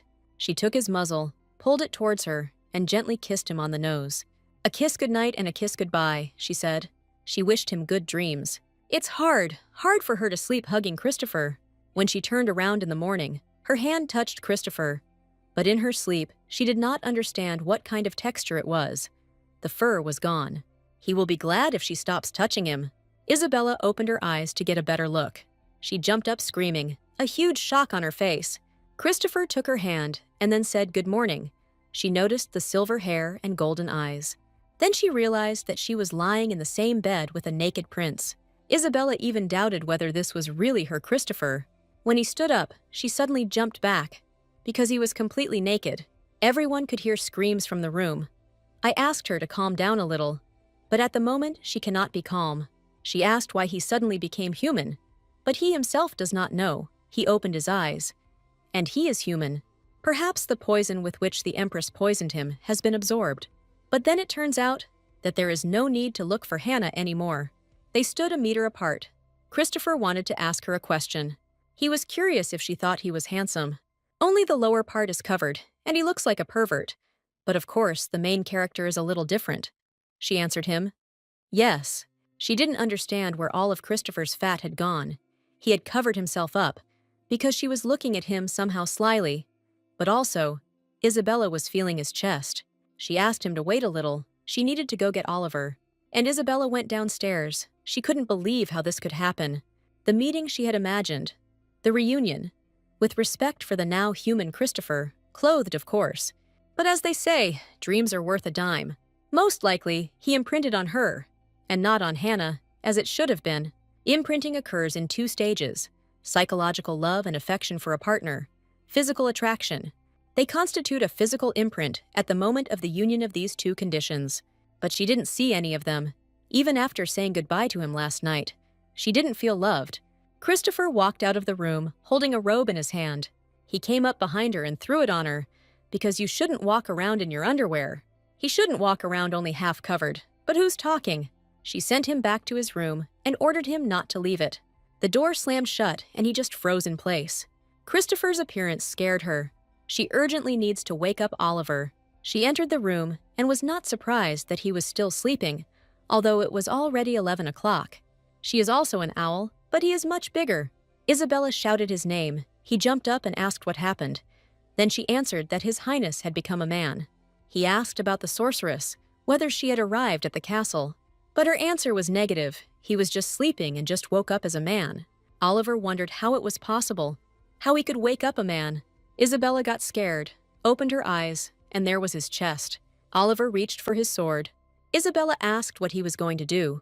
He said that there was a naked man in her room, in her bed, and he couldn't react any other way. He had wild eyes, he repeated, bare chest, beast, His Highness. His Highness the Prince, the bloody bastard, he knew it. It was wrong for a bloody dog to share a bed with a human. She began to calm him down, because nothing had happened, and asked him to lower the sword. He said that she was not yet 18 years old. Isabella still managed to take the sword from his hands. She asked him to calm down and go get him his clothes. Isabella asks him to take care of the prince now. If a man leaves her room without clothes, rumors are sure to spread. He asked her to wait in the room. She began to rush him. He flexed his fists and said he would go and say hello. There was one problem. If he couldn't hold back in front of the prince, Isabella hoped that it wouldn't come to a fight, because it wouldn't be easy to hold back his emotions, especially when it came to Oliver. Christopher sat on the couch waiting. His face was satisfied. He wasn't thinking about anything in particular. But I didn't expect to see her face like that. It was very cute. He will need to think and figure out how to keep her, because now it was imprinted. It was a fact, and there was no getting away from it. Last night, when I opened my eyes, I was surprised to see my human hands, the fact that he returned to his body, the imprinting with Isabella. All this means that the condition of imprinting and attachment was fulfilled. Although she loved the wolf Chris, the tender kiss that Isabella gave him at night was apparently the trigger. He walked up to the window and thought, I'll start from here. Their relationship, frankly speaking, is not straightforward, because he is still nothing more than a pet dog. Most likely, she was embarrassed by his sudden transformation into a human and ran away, afraid of being imprinted. He needs to approach her quietly and carefully so that she is already in his arms when she wakes up, so that she does not have any thoughts of escape. He heard the door open and turned around, saying, Come in, Isabella. But a big surprise awaited him. It was Oliver. They stood and just looked at each other. Christopher asked what he was doing there. Oliver suggested that he must have been expecting to see someone else. He turned to Oliver and said that he had to tell him straight. It was his innocence that had been stolen from him. Now, I wonder how Christopher's relationship with Hannah will develop. He became human before meeting her, but according to the rules of the novel, they must fall in love with each other. These are the main characters. Everything should work out. They called out to her, and she turned her head. It was Christopher. He was wearing a white shirt and black classic pants. It suited him very well. He asked her if she liked the style, but even if he was wearing a rug, he would still look cool. After all these words, Oliver cleared his throat so that they would not forget that he was here. He told everyone that His Highness the Prince had stopped in the Duchy of Carcel for a sanatorium treatment. This was strange, and they might suspect something, but their butler should take care of that. Isabella asked him not to stand, but to sit down next to her and pointed with her hand next to her. Apparently, she still thinks he's her little dog, but since she offered, he won't refuse. With a sharp movement, Oliver sat down right between them, grateful that they had left room for his brother. He asked them to be patient and call his older brother now. Oliver turned to the ball and asked to see Leonardo's face. He said, "Your Highness, everything was a success. It's a huge relief." Christopher asked him in return how he was doing. Rumors of trouble with him have spread, not only in Jito, but also on the outskirts. The duchy is still quiet, but we must save him until his coming-of-age ceremony. They asked when to expect him, but he had too many pending matters. The man shouted for His Highness to return now, or he would resign. Isabella covered her ears from this scream. Christopher said that he would have to do it himself then, because he finds his stay here very interesting. On the day of the celebration of His Majesty's birthday, he would like to see the expression on the Empress's face when she saw this. It was a chimera. The Empress descended onto the mountain behind the duchy. At the very least, Isabella could have been hurt. Leonardo began to worry about his sister and asked how she was. Isabella moved closer and greeted him, saying that His Highness was joking and that she had defeated the chimera herself, and how could she have fallen for something like that? He understood them, asked them to contact him as soon as he arrived. He would come out to meet him, and also praised Oliver and Isabella. Oliver started shouting at him not to say that, and to take him away from here, but from the ball came only one word, telling them to continue in the same spirit. Oliver got out of bed. He was very unhappy. Isabella looked at Christopher and invited him to go out with her. He immediately agreed without thinking. While Oliver stood with the ball trying to reach Leonardo, they quickly disappeared from him. The whole castle could hear screams that there was a fucking dog in their house. Oliver had to tolerate Christopher in the mansion, and instead of eating, he began to drink a lot. If he was only going to drink, then what was the point of following her into the dining room? It pours straight down his throat, without any snacks. The snacks were on the table, right in front of him. Christopher was enjoying his food, and Oliver was glaring at him and holding the bottle in his hand, as if he expected him to choke. The principal asked Oliver not to be too offended by him, because they would soon become very close. Oliver asked me not to talk this bullshit anymore. He probably only says that because he just turned around recently. He must understand that just yesterday he was a dog. It would be better if he remained a dog. Christopher hasn't decided yet. He turned to Isabella as well, and then he looked at her as if flirting and asked if she thought he was handsome. To her, he was so damn handsome that she couldn't even describe it in words. Oliver was indignant. If the face was good, the rest should be good too, she asked, not to talk this nonsense, because the body should also be beautiful.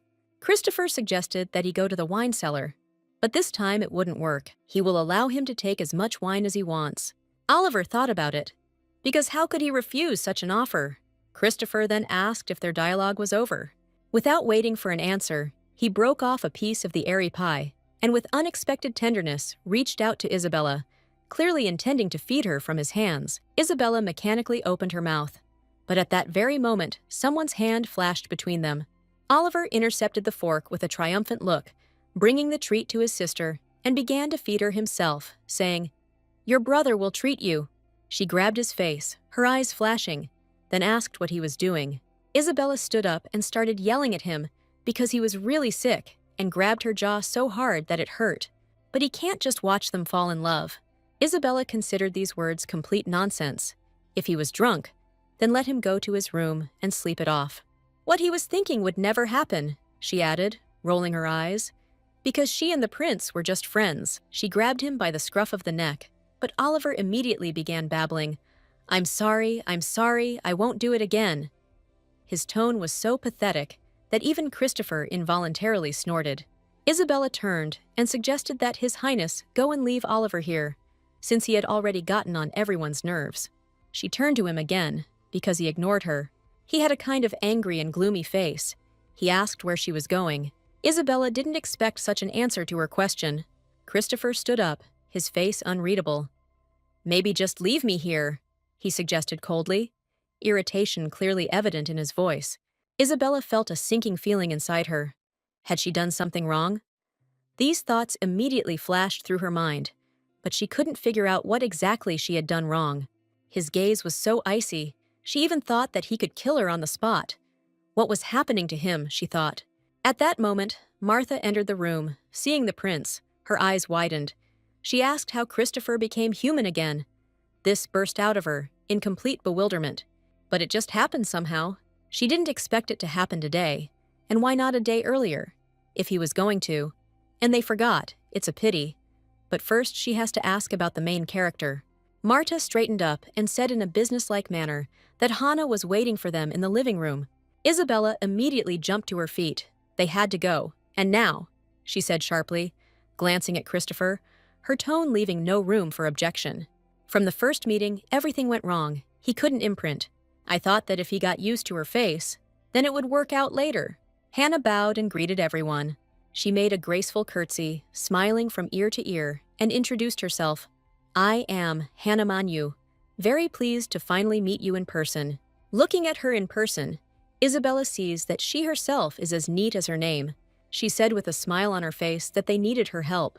Pointing to Christopher, she said that this guy had been poisoned and was asking her to take a look. Everyone was shocked because he laid his head on her shoulder.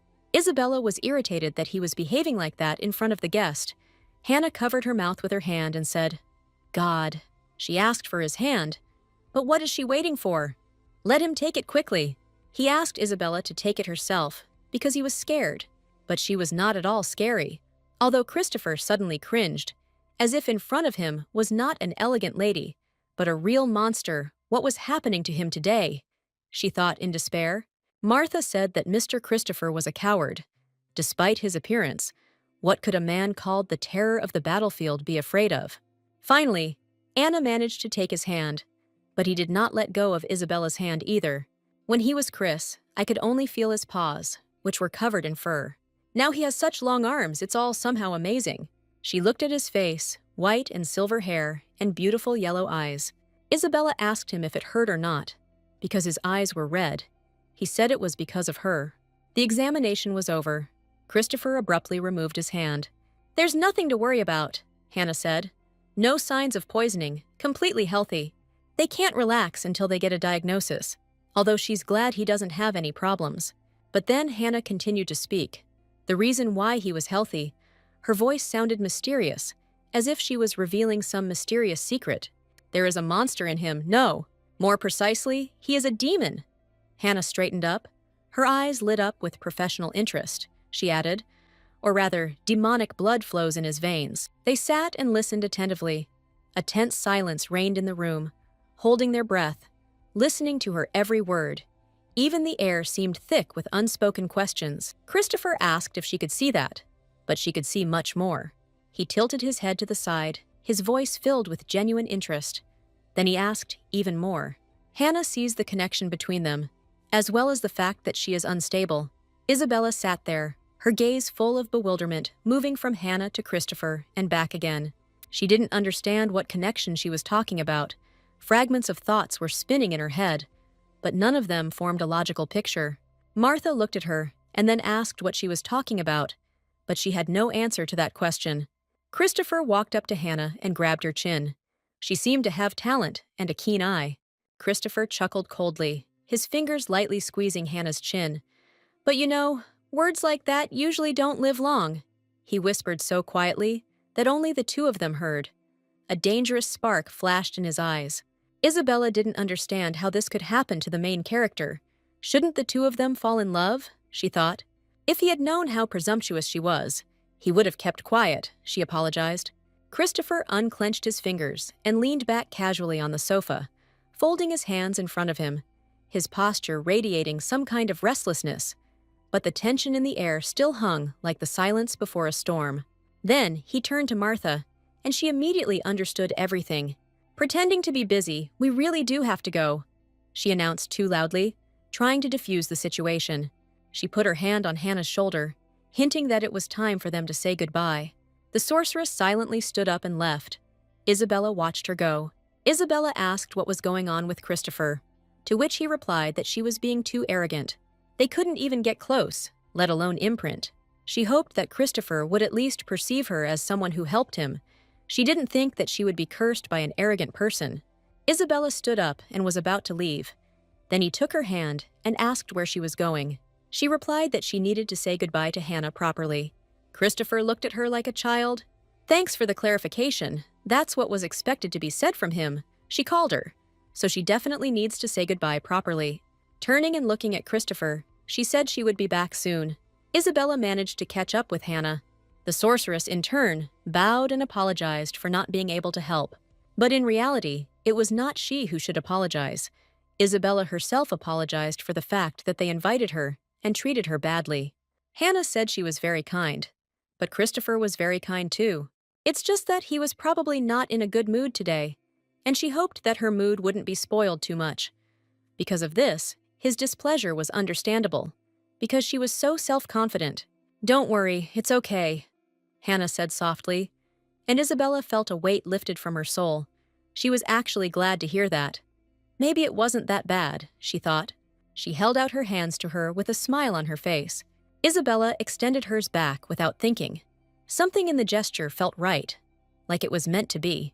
They stood and held hands. At some point, some magic started to happen. Hannah noticed that Isabella was no less special than he was. Her blood attracted demons. As it turns out, they are very similar in this regard. Then, Isabella jerked as if burned and pulled back sharply, breaking contact, her hands shaking and her heart pounding in her chest. But she just smiled at her. In the original, this must have been the reason Christopher attacked Hannah. The pheromones were most likely in the alluring scent of blood, Hannah explained quietly, watching Isabella turn pale. "I don't know what your life was like before," Hannah said, and she looked down. But Hannah's life was not the smoothest. She just said that she better stay away from him, finally exhaling, as if squeezing out a warning. "For now, her blood is just medicine for him," Hannah continued, choosing her words carefully. She paused, as if hesitating whether to speak. But she still added that one day her blood would become poison for him. And when it happens, Hannah looked Isabella straight in the eyes. "You will feel the consequences in full." Saying this in her voice, there was no threat, but a bitter truth, suffered through her own experience. One day they will become poison to each other, so they must keep their distance.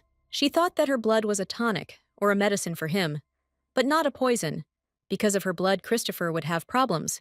But I just want to understand how big the problems are. Hannah warned her with such concern on her face. Could he really die, she thought. If so, they will have to move away. Christopher must break the curse and become the perfect emperor. And Isabella, in turn, must continue to live safely in this world. Christopher walked into the room in fear. Apparently the girl said something bad, but she still didn't want to part with him. He would have to return to Jito anyway, and they were destined to part. It was all too heartbreaking. He doesn't know what she heard, but it was probably nonsense. He asked her not to pay attention to it, but she can't ignore the main character's experience with superpowers. Isabella moved closer to him and said, "Your Highness, let's talk." He was even a little scared. Then Isabella thought that her face was too ugly. She got angry and clutched the sheet in her hand. Christopher immediately understood everything and asked her to stop. He should have answered, no. Then the pillow flew straight at him with such force that he even fell onto the bed. Isabella was scared. She felt like she had hit him too hard. Christopher was in pain. It seemed like he had dislocated his shoulder. Isabella began to apologize to him. He smiled and said that he was in terrible pain. And then he added that if someone blows, everything will pass very quickly. She put her hand on his shoulder and thought it was her fault. She had to take responsibility. Christopher asked what she was doing, but she was just trying to set the bone. At that moment, Christopher grabbed her and turned her over. He pushed her onto the bed and hovered over her, leaving Isabella speechless. Everything Christopher said is okay now. As it turned out, everything went away for him. Apparently, it was a groan of relief. Now he was going to have a serious talk with her. Christopher asked what happened. Then Isabella started to tell. Hannah said that her blood could become poison, and that he could suffer because of her. She asked what it meant, but she didn't say anything else. Christopher didn't like Hannah from the start. And she didn't even give a reason. There's a chance she's wrong. He would be able to understand the meaning if he were a wolf now. Isabella's blood definitely invigorates him. Now he's a man and not a cannibal. He can't hunt her. But they still better be careful. She just called her blood poison. But here's what they'll do next if that turns out to be true. Christopher doesn't know about Isabella, but he doesn't care. If her blood becomes poisonous, then they will neutralize her. Just as when he gets out of control, she scolds him. He reminded her how angry Oliver was every day when he was Chris. She took care of him many more times. He grabbed her face with his hands and asked her to look at him. Isabella pulled back and asked him to let go. He could just say that. Why was he grabbing her cheeks? She thought. If he screws up again, he'll just ask her to scold him with that beautiful hand. She asked if she could really treat the prince like that. Anyway, she was the only one who could stop him. Isabella clearly remembers trying to calm down the enraged Christopher, but it would be a shame if he got into trouble because of her. In fact, Isabella was also worried about it. He stroked her head, saying how honest she was. And he clearly doesn't want to distance himself from him because of some woman's words. Just like she doesn't. But it would be right to do just that, for each other's sake. But then Christopher asked what if he could guarantee her safety. He also asked that if he could find the right way to protect her, then it would be good for her, she replied. If he could guarantee her life would be preserved. He said, okay, he's not going to break up with her. Let him throw these thoughts out of his head. She didn't forget that he was choosing a very difficult path. They could solve everything much more simply, just move away from each other. That's what she wants. Well, it's not that hard for them. If it becomes dangerous because of their blood, then they will simply avoid bleeding. Isabella scratched her head and said, simply put, it is possible. Then Christopher folded his hands in front of him and said, it's decided, this conversation is over. He extended his hand to her and said that they had not walked for a long time and offered to fix it. Isabella only said one phrase, I hate you. Nevertheless, she stood up and accepted his invitation. Isabella was delighted with the winter garden, especially the variety of flowers that grew there. Christopher called out softly to Rosetta, at the same time taking a neatly folded linen handkerchief from his pocket. Before he could utter a word, the girl had already dropped to the damp ground, completely ignoring the possible stains on her dress. A slight smile appeared on his lips as he held out the handkerchief. He wanted to spread it out for her. There was a slight annoyance in his voice, mixed with concern. Isabella raised her eyebrows slightly, studying his face in surprise. When did he manage to become so gallant? Flashed through her mind. But nevertheless, she accepted the handkerchief from his hands. With unexpected tenderness, she spread the cloth on the grass, deliberately making room next to her so that he could sit down. Isabella smiled and pointed to the handkerchief, then asked him to sit next to her. Christopher sat down next to him and covered his face with his hands. Apparently, he was very ashamed of this situation.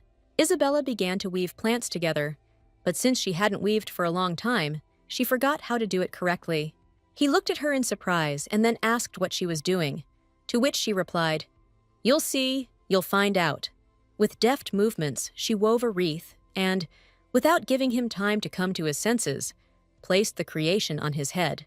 The wreath was finished, Isabella announced, leaning back to admire her work, her eyes shining with the genuine joy of the simple moment. Christopher said he already had a crown, but it couldn't be compared to a crown. Then he got up and walked in the other direction. Isabella took on a new product. His voice made her look up. He was holding something in his hands, carefully hidden in his fist. He doesn't know how to weave wreaths, so he asks to accept this in exchange. She really liked the ring he made with his own hands. She didn't even know he could do that. She really liked the gift. She thanked him, and he asked her to make him some more. But Isabella liked this one too. She didn't understand why it needed to be changed, to which Christopher said that it had already fallen apart. Isabella was tormented by one question. Could he smell her? But there was some catch in this question. He looked at her questioningly. He used to smell something delicious when he was Chris, but she smelled normal, and now she smelled like flowers. She doesn't know what she smells like, but it must smell good. Isabella doesn't want to worry about being eaten. She asked what Hannah smelled like. He opened his mouth and asked in complete shock why she needed her smell. It felt like she was a pervert. Isabella knew that Hannah was the main character. There had to be something memorable about her. She decided to let the situation slide, since everyone would find out at the prince's birthday banquet. Christopher asked for her hand and told her that she had nothing to sigh about. Isabella had a question she really wanted to ask, the question of how many girls he had. It was clear from his expression that the question was very confusing. She noticed that he was getting close to her too easily. Christopher decided to ask her the same question, but Isabella had a very high bar. No one had ever been liked. He decided to move a little closer and asked what about him. She laughed and said that he was perfect, and thanks to him, her standards were raised because he was the most handsome in the world. With a smile on his face, he said that in that case, she probably wouldn't have anyone in the future. Isabella Carcel is in trouble. She can neither get married nor fall in love. As it turned out, she could live alone, which surprised Christopher greatly.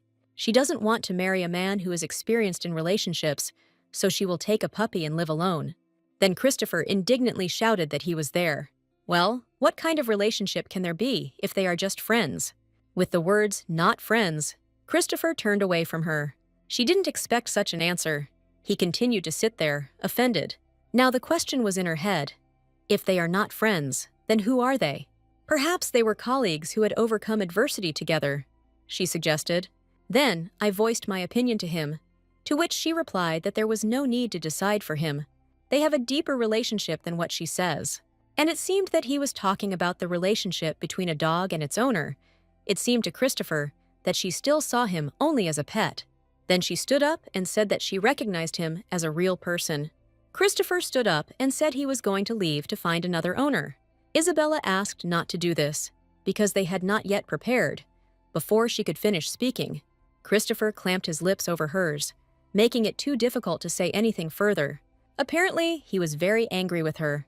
He even told her outright not to talk to him anymore. Isabella was alone again today. She has a desire to be alone, judging by her mood. She was rejected by Christopher again. He doesn't even want to see her. She hasn't done anything, so she doesn't know why he is so cold towards her. But she also understands that they don't have much time left together. Oliver, on the contrary, was glad about this. Let them remain apart until Jito left, he said. They won't be able to see each other when he goes back there, Isabella said, her eyes full of sadness. Then Oliver said that they would go together, but she didn't understand why she was needed there at all. Oliver, wide-eyed, asked why she wasn't going, but Isabella just didn't see the point. They are going specifically to the coming-of-age ceremony, she forgot. After the banquet, in honor of the prince's birthday, there will be a coming-of-age ceremony. Isabella brought the cup closer to her and said that she would just stay home. After these words, Oliver screamed very loudly. Isabella even had to cover her ears with her hands. She asked him to speak a little quieter, because her eardrums would burst. Oliver grabbed her by the shoulders and started shaking her. He said that she absolutely had to go to the ceremony in Jado, because she herself said that she would rather die than stay in the north, but she herself was going to live luxuriously in Jado. She pulled her hand away, saying that she had already changed her mind. Oliver can't believe his ears, because she said she had changed. But was it really that much? She was immediately bombarded with questions about her health. Maybe she was sick, but she was fine. Isabella asked if he would live there until the ceremony. He nodded. He would stay home for a while longer, if that was the case. She wouldn't be so sad. They think that you need to go to Jito to get caught up in dirty political games. Exactly.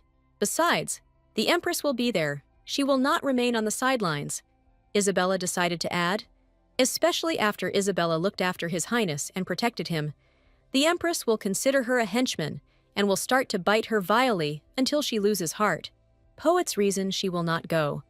In the original, the Empress was easily killed. Obviously, their meeting with her now does not promise her a long life. Oliver stood up, stroked her head, and said that she knew black and white well, but she was no longer a child. Even her eyes are clear and shining, Oliver added with a smile on his face. This infuriated Isabella, and she began to ruffle his hair, telling him not to treat her like that again. Then suddenly, Saemon enters the room. In fact, he was standing behind the door and watching this picture for some time. They hadn't seen each other for quite a long time, so they greeted each other and began to discuss their affairs. The situation in the castle is not very good. Due to uninvited guests, Saemon heard about this, as well as the fact that His Highness is staying. Since he came to get some treatment, there is no need to tell them that he is going somewhere. Simon's heart was touched to hear the young lady make such sensible remarks. The Baron had good news. They had finally signed a contract with Asila's workshop. Isabella watched with satisfaction the results of their joint work. Finally, everything worked out, she thought, feeling pleasantly tired after a busy day. She didn't do anything, and it's all his fault. Simon handed her some document and added that he didn't know what to do with such kind words from my lady. She looked at him intently. In that case, Isabella would go with them to Jeddo, Simon said, and Asila agreed on the condition that she would personally manage the affairs. All this is because Isabella is the CEO, but she was just an extra and only indicated her name in the document. Here her menacing gaze looked at Oliver, so she asked what was going on here. Noticing how her brother was trying to hide something, she held the document and saw her signature on it. It was Isabella who mentioned Asil's workshop, so it is now her responsibility. Simon offered to provide his name to ensure the successful completion of the deal, because he doesn't do stupid things. Then she decided to change everything immediately, so that Simon would become the director. He doesn't want to take responsibility either, he said with a smile. He thinks that Isabella would definitely do a good job, but this job was simply thrust upon her. Here she remembered their conversation on the street, where she offered to give him a seal so that she would not be bothered unnecessarily. If she had known, she would never have given her seal. She won't let him go just like that. He won't leave just like that. He handed her another document. She looked at him with a face full of distrust. But Simon, to commemorate Asila's contract, they promised to make earrings and a necklace for her coming-of-age ceremony. She liked the jewelry. She understands that they cannot gain fame. Simon ran. He shouted that he would inform that they would go together. Oliver and Isabella exchanged glances. Apparently, she would have to go. She was very upset. Then her brother cheered her up a little. Isabella sighed heavily, her face sad. She began to complain to her maid Grace. She did not want to go to Jeddo. She wanted to stay at home. But if she did it her way, she would feel sorry for the Baron, who had traveled and worked so hard to succeed in this deal. All this money could become her retirement fund. She doesn't want to give up. The earrings and necklace made of monostones will be well advertised, especially if she wears them to the coming-of-age ceremony. Grace tried to cheer her up by telling her that everything would be fine, and that maybe she really should go to Jeddo. She understands that she needs to pull herself together. Even if she doesn't like it, she's not going to live there. She'll just take a look and go back home. Take full advantage of this ceremony. Grace was surprised by her changeable mood. Isabella asked where the prince was now, whether he was in his room, and received a positive answer to her question. She thought for a moment and remembered his words, where he told her not to even think about talking to him. It seemed he was really offended, she whispered. But if he had misunderstood, then she did not have to report to him. Let him sort out his own thoughts. She knocked on the door and asked if he was there. Isabella opened the door slightly and realized that he was definitely not in the room. When she walked in, she even held her breath at what she saw. The room was in a huge mess. It looked like a thief had broken into the duchy, and most importantly, he was no ordinary thief. Isabella immediately gave Grace the task. They had barely left his room when Martha ran towards them with all her might. Isabella looked at her questioningly. Martha, oblivious, began to rummage through the drawers feverishly, turning everything upside down, her fingers shaking and her breathing ragged. She wanted to ask her something, but she just ran past her. "Excuse me, my lady, I have to go," Marta said as she walked away, disappearing down the corridor, her voice filled with a strange mixture of fear and determination. She went outside, saw Marta, and asked what happened.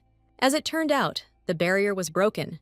His Highness sensed something was wrong, and in the meantime, someone stole a fragment of the chimera. Running out into the yard, Isabella noticed Marta at the gate. What happened? Her voice sounded sharp, forcing the maid to stop. Marta pointed to the side and said that it seemed like the trail led there. But there's nothing there except the waste incineration plant.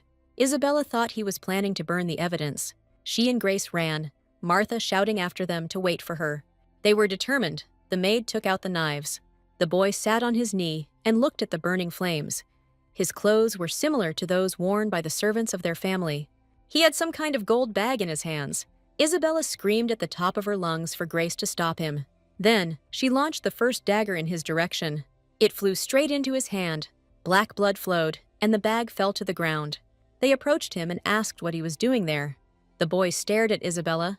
Of the servants, only Grace, the butler, and Hannah could look directly at her. Most likely this guy was not one of the Carcel servants. He didn't look like a human at all. There is some kind of loophole in their house. For some reason, someone always appears. The dirt bowed and said that she would look for it and close it.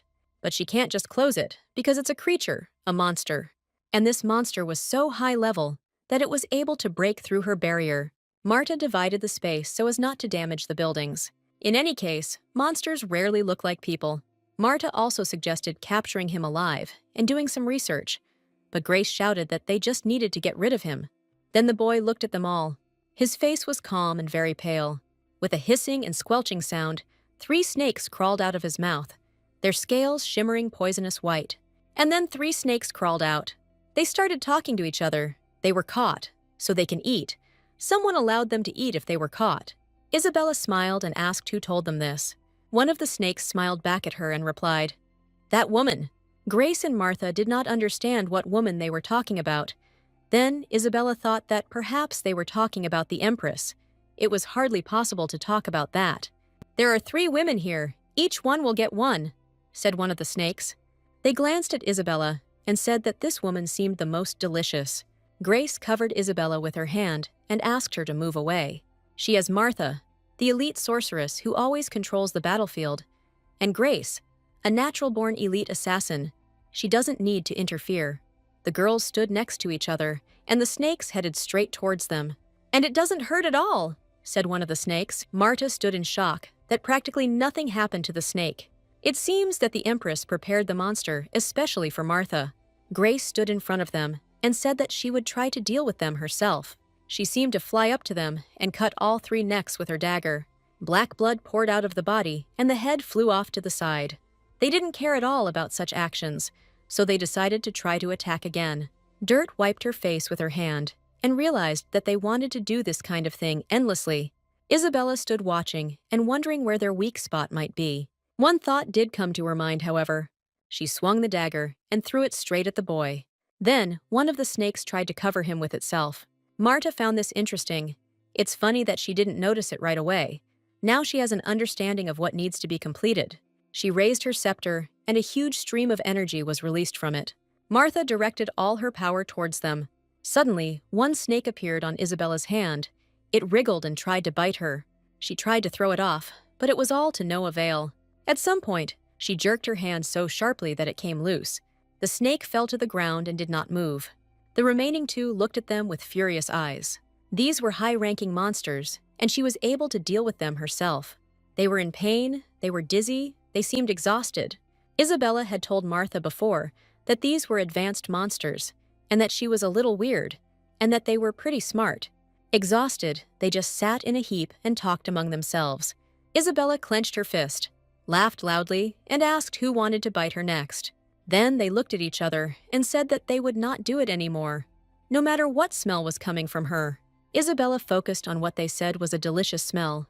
She looked at her hand, which one of the snakes had managed to bite through. Blood dripped onto the floor, and the snakes simply watched. Isabella asked what to do with them, because they were disgusting, so stupid that you wanted to kill them. But nevertheless, they have a high level and think, communicate. You need to dig up some information through torture, she answered. Isabella was already about to leave. Then she felt someone's gaze on her and turned around abruptly. It was Christopher. He came running to the sounds of the battle, but it was already over. Isabella asked where he came from. It seemed to him that something was wrong with the barrier.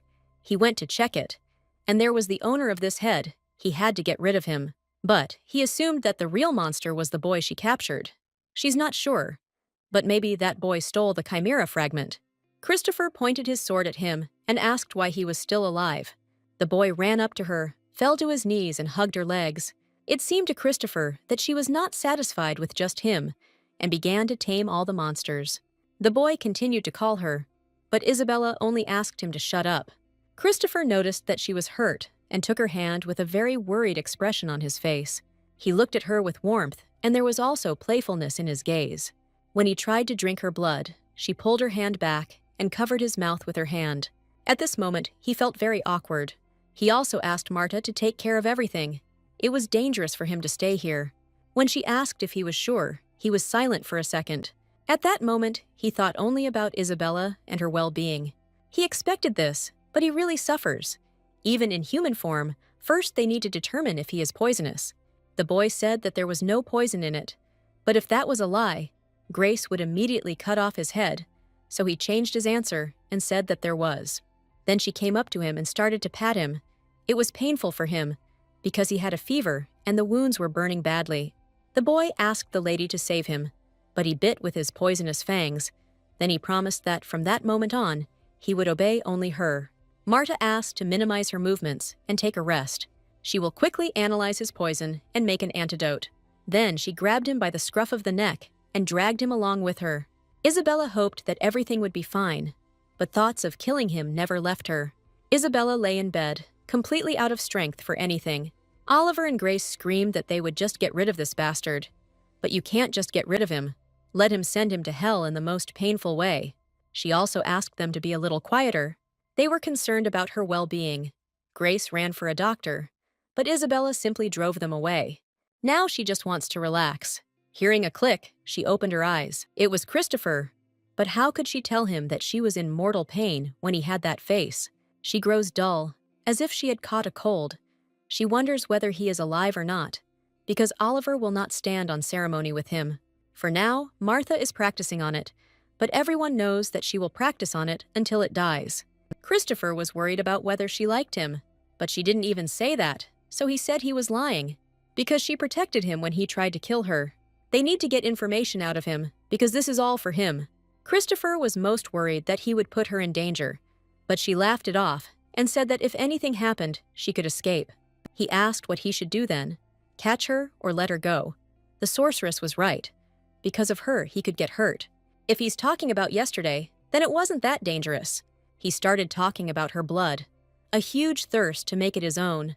Not leaving a single hair for anyone. From head to toe, he wants to eat it all. He apologized because he started talking like a real asshole. Christopher didn't even drink her blood, but now he's in a hurry to eat it. Maybe he is mistaken about something. Does he really think that the truth will be able to eat her? If the danger that Khan spoke of was related to his appetite, there would be no need for her to run away. That's why she suggested that they greet him with a fist right away until he came to his senses. He laughed. A beating to bring him to his senses was quite suitable for him, and he said to scold him if he didn't obey. At that moment she blushed. Christopher hoped most of all that it would be bullshit. In the end, everything goes as the sorceress said. He still doesn't know. After all, what's the point of Isabella becoming poison to him if he drinks her blood, be it appetite or anything else? He rubbed his head. The sorceress was worried about it. He told Isabella that he wanted to eat her, but he threw everything into one heap, because he meant not only literal appetite. He was clearly violently seized by dual desires, to chew Isabella whole and to be intoxicated by her. He didn't feel this way as a wolf. Christopher tensed a little as someone began to enter the room. It was Oliver. He wanted to talk. What worried him was that this time the Empress was targeting Isabella and not him. His words were true. Christopher confirmed them. He also beheaded the monster that was hunting Isabella yesterday. They're always looking for a woman, and the only women they can hunt are Martha and Isabella. Oliver believed that it was all because of him. Isabella was haunted by monsters since childhood, and she suffered. Because of this, her character changed diabolically. All she wanted was to return to normal life. He tries to convey to him that he destroyed Isabella's peaceful life. Christopher understood this without him. After meeting him, she constantly gets into trouble, but he can't let her go. He's just not capable of it. Then Oliver said that he just needed to take responsibility. Christopher looked at him in surprise, because he did not expect such words. He thought that Oliver would tell him to disappear. Even if he asked, he still would not listen. This does not mean that one should contact her more than necessary. Let her not think some nonsense. She has plenty of knights. It would be too much if the crown prince was treated like a simple knight. Christopher, that you wouldn't protect her if you had to. He put his hand on his heart and said, at the cost of his life, his gaze full of confidence in his words. Isabella has decided to go to Jito. She has a deal that cannot be missed. Oliver scratched his head and said that she would go with him. It was originally planned that it would coincide with Isabella's coming-of-age ceremony, but in such a situation, nothing could be done. Even though he will catch the eye of the Empress, he will still be the focus of her attention. Since it has come to this, now it is their turn to get on her nerves. Oliver also reminded him about the wine that Christopher promised him. He laughed and told him, "Anytime, you can drink until you burst." The boy ran into the room and shouted, "Mistress!" They exchanged glances. The boy was a little scared. Christopher grabbed him by the scruff of the neck and threw him straight into the wall. He asked him if he was going to apologize for what he did. The boy sat on his knees, his head down, and only quietly said, "I'm sorry I hurt you." This is how Isabella lives, and all the monsters apologize to her. The only monster she knows drools and throws it at her. Since it's a high-level monster, it might be useful to have it nearby. Christopher asked if now that he had done his job, he could kill him. The boy ran up and jumped right into her arms, begging her to let him live. She asked not to call him mistress, because they were enemies, but he said with tears in his eyes that they were no longer enemies, but on the same side. She had thought so before, but now she was sure that something was wrong with his ear. But that was normal, because he was still young, Martha said. She smiled and added that in human years, he was about 10 years old. Isabella felt the hair on the back of her neck rise. 10 years old. He was still just a child, flashed through her mind, and her heart sank at the thought. The boy suddenly took her hand, his fingers cold but strong. "Mistress," he whispered, and there was a strange devotion in his voice. After everything he had done, he is big enough and will be able to protect her. A street shootout flashed through Isabella's mind. How could he protect me, even if he was weaker than me, she thought. But she didn't say a word out loud. Isabella put her hands on her hips and asked his name, but he had no name. She was surprised that the Empress did not give him a name. "Now his name will be Lumion," Isabella said. The boy opened his mouth, and 3 pairs of glowing red eyes stared at her from the darkness. The snakes hidden inside looked at her with curiosity. Isabella held her breath, as if expecting some kind of trick. She immediately remembered shooting rainbow snakes. The 3 snakes began to argue furiously, their hissing filling the room. "If he, Lumien, then who are we?" one asked. "That name should go to me," insisted the other. Martha and Christopher turned their heads to the side to avoid meeting her eyes. Isabella immediately realized that they weren't even going to help her. Her face darkened as she continued to listen to their argument about who would get the name. "Enough!" Isabella shouted sharply. "If they can't agree, then each of them will get what's theirs. One snake is now named Lu. The second snake got its due, M.I. The third was content with the last, N. No matter how beautiful he was, Isabella couldn't stand snakes. She turned to Lumion and asked him not to release his snakes anymore. All the snakes agreed and went back into the boy's body. Her cuteness is a drawback. First, we need to clean up. These creatures were aiming at His Highness. He wasn't okay, but there was nothing she could do about it because she cared. This is the Empress's assistant. He thinks she will have to let him go back to where he came from. It didn't matter. He was her only puppy. He just didn't like that bastard getting inside. He smiled and asked her to be nice only to him. Grace smiled, because everything turned out well. There was a knock on the door. It was Isabella. The ram was surprised that she was already okay. She decided that she had caught a cold and therefore had a good rest. He invited her in. She would have to go to Jito with His Highness, but he had already heard the news from her brother. Apart from the plot of the novel, she avoided Jito because she didn't want to get involved with the Empress.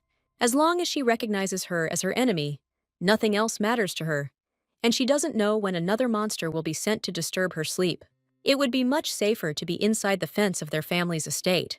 Everything got confused after meeting Christopher, but the end goal did not change. Her goal was always to lead a peaceful and comfortable life. She herself asked, how about a preliminary demonstration of Asila's work at the banquet in honor of His Majesty's birthday? It is better to do this in advance.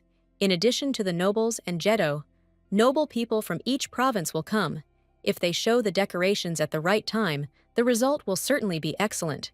She clasped her hands and asked if, since he was going, she should go too.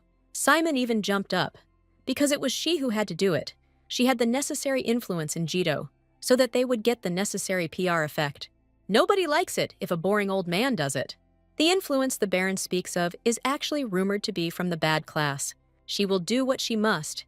It is all for money. She must endure it, even if it is annoying, Isabella thought.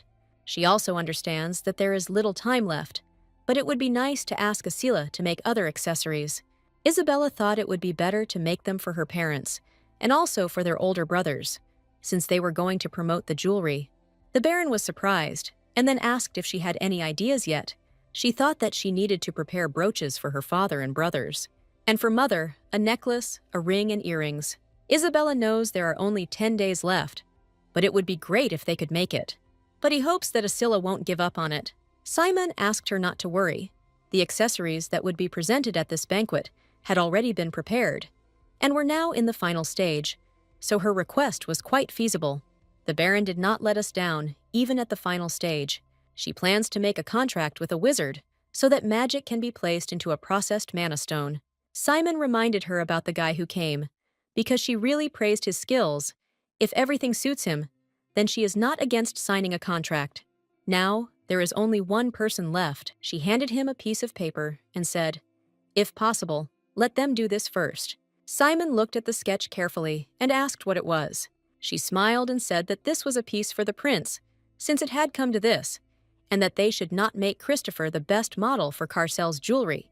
Simon immediately realized that this was a great sales boost, so he would do everything in the best possible way.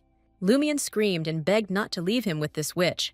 Oliver asked if it was necessary to keep it near him. The prince agreed. It was necessary to take something beautiful, but you never know what might happen if you leave it alone. But if they warm it up, then they may be the ones in danger. She agreed that if he started acting up, they would kill him.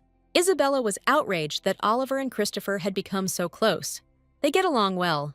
The prince jumped up to Isabella. Noticing that something was wrong with her, she covered her mouth with her hand. For some reason, she felt unwell from the carriage ride. Christopher will ask Martha to examine her first. It is best to stop. Otherwise, she will simply faint. Isabella turned to His Highness, and he looked at her questioningly. Then she asked him to shut up. He felt somehow awkward after being overly concerned. Christopher looked offended. Then Oliver said that their Isabella still bites when she's in a bad mood. He suggested that they change places so that she could lie down. Isabella thanked him. She realized that it really looked like she should lie down. Isabella turned away from them and dozed off. Christopher came over and touched her forehead to check how she was feeling. Afterwards, he wished her good dreams. At that moment, she found herself defenseless. Finally, they arrived in Jito. Isabella sat down on the ground. She yawned, trying to wake up from a long sleep. They brought her a glass of cold water. Isabella accepted it with great gratitude. After a couple of sips, she seemed to come to life. Oliver noticed that she had a goat-like voice, although she only drank water, not alcohol. Isabella shut him up, not being in the mood to argue. But as far as he could remember, she only got seasick as a child. She thought that after she got into Isabella's body, everything would change. But for some reason, it became even worse. Oliver asked where the damn wolf was. She tried to convey to him that he needed to speak more quietly so that no one would hear. How much she would have to listen to if Christopher had stuck to her. Although they were together all the time, if you think about it, he was around longer than Oliver. Maybe it's separation anxiety. The brother asked her if she had feelings for the prince, if she liked him. After she replied that she liked it, Oliver immediately jumped up, anger on his face. Isabella didn't understand why he was yelling at her. She doesn't like him as a friend and likes him as a colleague. It would be good if they remained friends. Oliver asked again. Colleague? But first of all, they are colleagues. She wanted to remain friends, but the prince did not like it. He did not want to be colleagues either, but otherwise, nothing would have happened at all. She is his sister, but if he were a prince, he would throw her on his back and leave. But if not, it makes him angry. It might be that he ate alone and stayed in his room, Oliver suggested. Even though he is disgusted by it, it is very sad to hear this. Christopher looked away questioningly, holding his right shoulder. He covered his face with his hand. For some reason, he suddenly felt sad. "Welcome, Your Highness," said Isabella's brother. Yes, they hadn't seen Leonard for a long time. Then, a dark-haired man appeared and said that his face was shining. It was Gale. His face always looks like he's dying. He asked emotionally if he even knew who was causing this. Isabella narrowed her eyes, wondering who this young man was. Her eyes widened as she remembered the glass ball. This is the man they were talking to. He was shouting that if the prince did not come, he would resign. Leonardo greeted Isabella and asked how the trip had gone. Oliver answered for her. He told how she got seasick and how she came back to life. Now she thought about the fact that they still had to go back home and have to go through this a second time. But she was fine, Isabella added. Christopher began to examine her. She didn't look very good. Her face was a bit pale, he said. Isabella took the stone in her hands and asked to prove it. Squeezing my hand, the stone broke into several tiny pieces. Isabella smiled, looked at Christopher, and asked if he was sure. He answered yes. He reached out and put the bracelet on her. While Milady was resting, the prince asked Martha to make it. Thanks to her, everything is just great. The bracelet had healing magic in it, so if she wore it, she would feel better. She was very happy with this gift. If she is happy, then Christopher is happy too. Oliver stroked her head. She asked him to take his hands off her before she made him bald. He was offended that she tolerated this from the prince, but shied away from his hands. While they were sorting things out, their father approached them. They hadn't seen each other for a long time. During all this time, she had grown into a real lady. He had heard from the Baron that Isabella was good at managing business. He placed his hand on her shoulder, his palm warm and heavy. As always, complimentary, he said, and there was a rare note of approval in his voice. But when he added, well done, Isabella felt heat spread across her cheeks. She looked at him tenderly and held her gaze. He was happy to see his daughter and how she had blossomed. Father called Oliver over to hug him, but he was no longer little enough to be hugged. And where did he get such an offspring with his wife's appearance? From the arms of the mother he loves so much, Oliver said. Isabella smiled. Such a warm family relationship. The father was a little surprised. He took a short pause, after which he said how long it had been since he had seen her smile. With a smile, she looked exactly like his daughter, and her mother was already approaching from behind. She said, "Is Isabella more like her?" He was a little worried. Because she wasn't feeling well, she shouldn't have gone out. But she couldn't do otherwise, because her favorite troublemakers had arrived. She opened her arms and said, "My children, come to me." Oliver immediately approached, and Isabella remained standing aside for a while. A second later, she ran up to her mother and hugged her with all her love. When did she manage to grow so much, she thought. Isabella just broke into a genuine smile. Is she really smiling at her now? It's so amazing. Father came up from behind and hugged them all. They stood like that for a while, enjoying the moment. Isabella collapsed on the bed. She had eaten too much. It was hard to even breathe. Her parents passed her one dish after another for her to try, but she couldn't even appreciate them all. But with this bracelet, she felt a little better. Isabella lay on her side and began to examine him, and then she realized that she envied the real Isabella. The Duke's family, good people, past, future, and present. Even when Isabella rose up, hand in hand with the Empress, the Duke tried to save his daughter's life. He did not cover for Isabella, who had committed an unforgivable sin, let alone surrender. The Duchess gave such unchanging love, so she does not understand why Isabella has changed. Even though she grew up as a spoiled girl, it was not the environment to be dishonest. When her name was called, she screamed, swore when her body was touched. Isabella demanded many bad things. She was hopeless. She clearly remembers how she insulted everyone, but for some reason, she doesn't remember her childhood. She only has memories from the age of 10. Isabella had to cope somehow. She lay down on the floor and tried to find something under the bed. She clearly remembers that the bracelet rolled under the bed when it fell off her hand. Isabella reached out to get it. Here she found something that looked like a bracelet, but it was tied with some kind of thread. Suddenly, a storage room in the floor opened up, containing children's things. This is not Isabella's taste, although she may have liked it as a child. In addition to children's toys, she found a diary.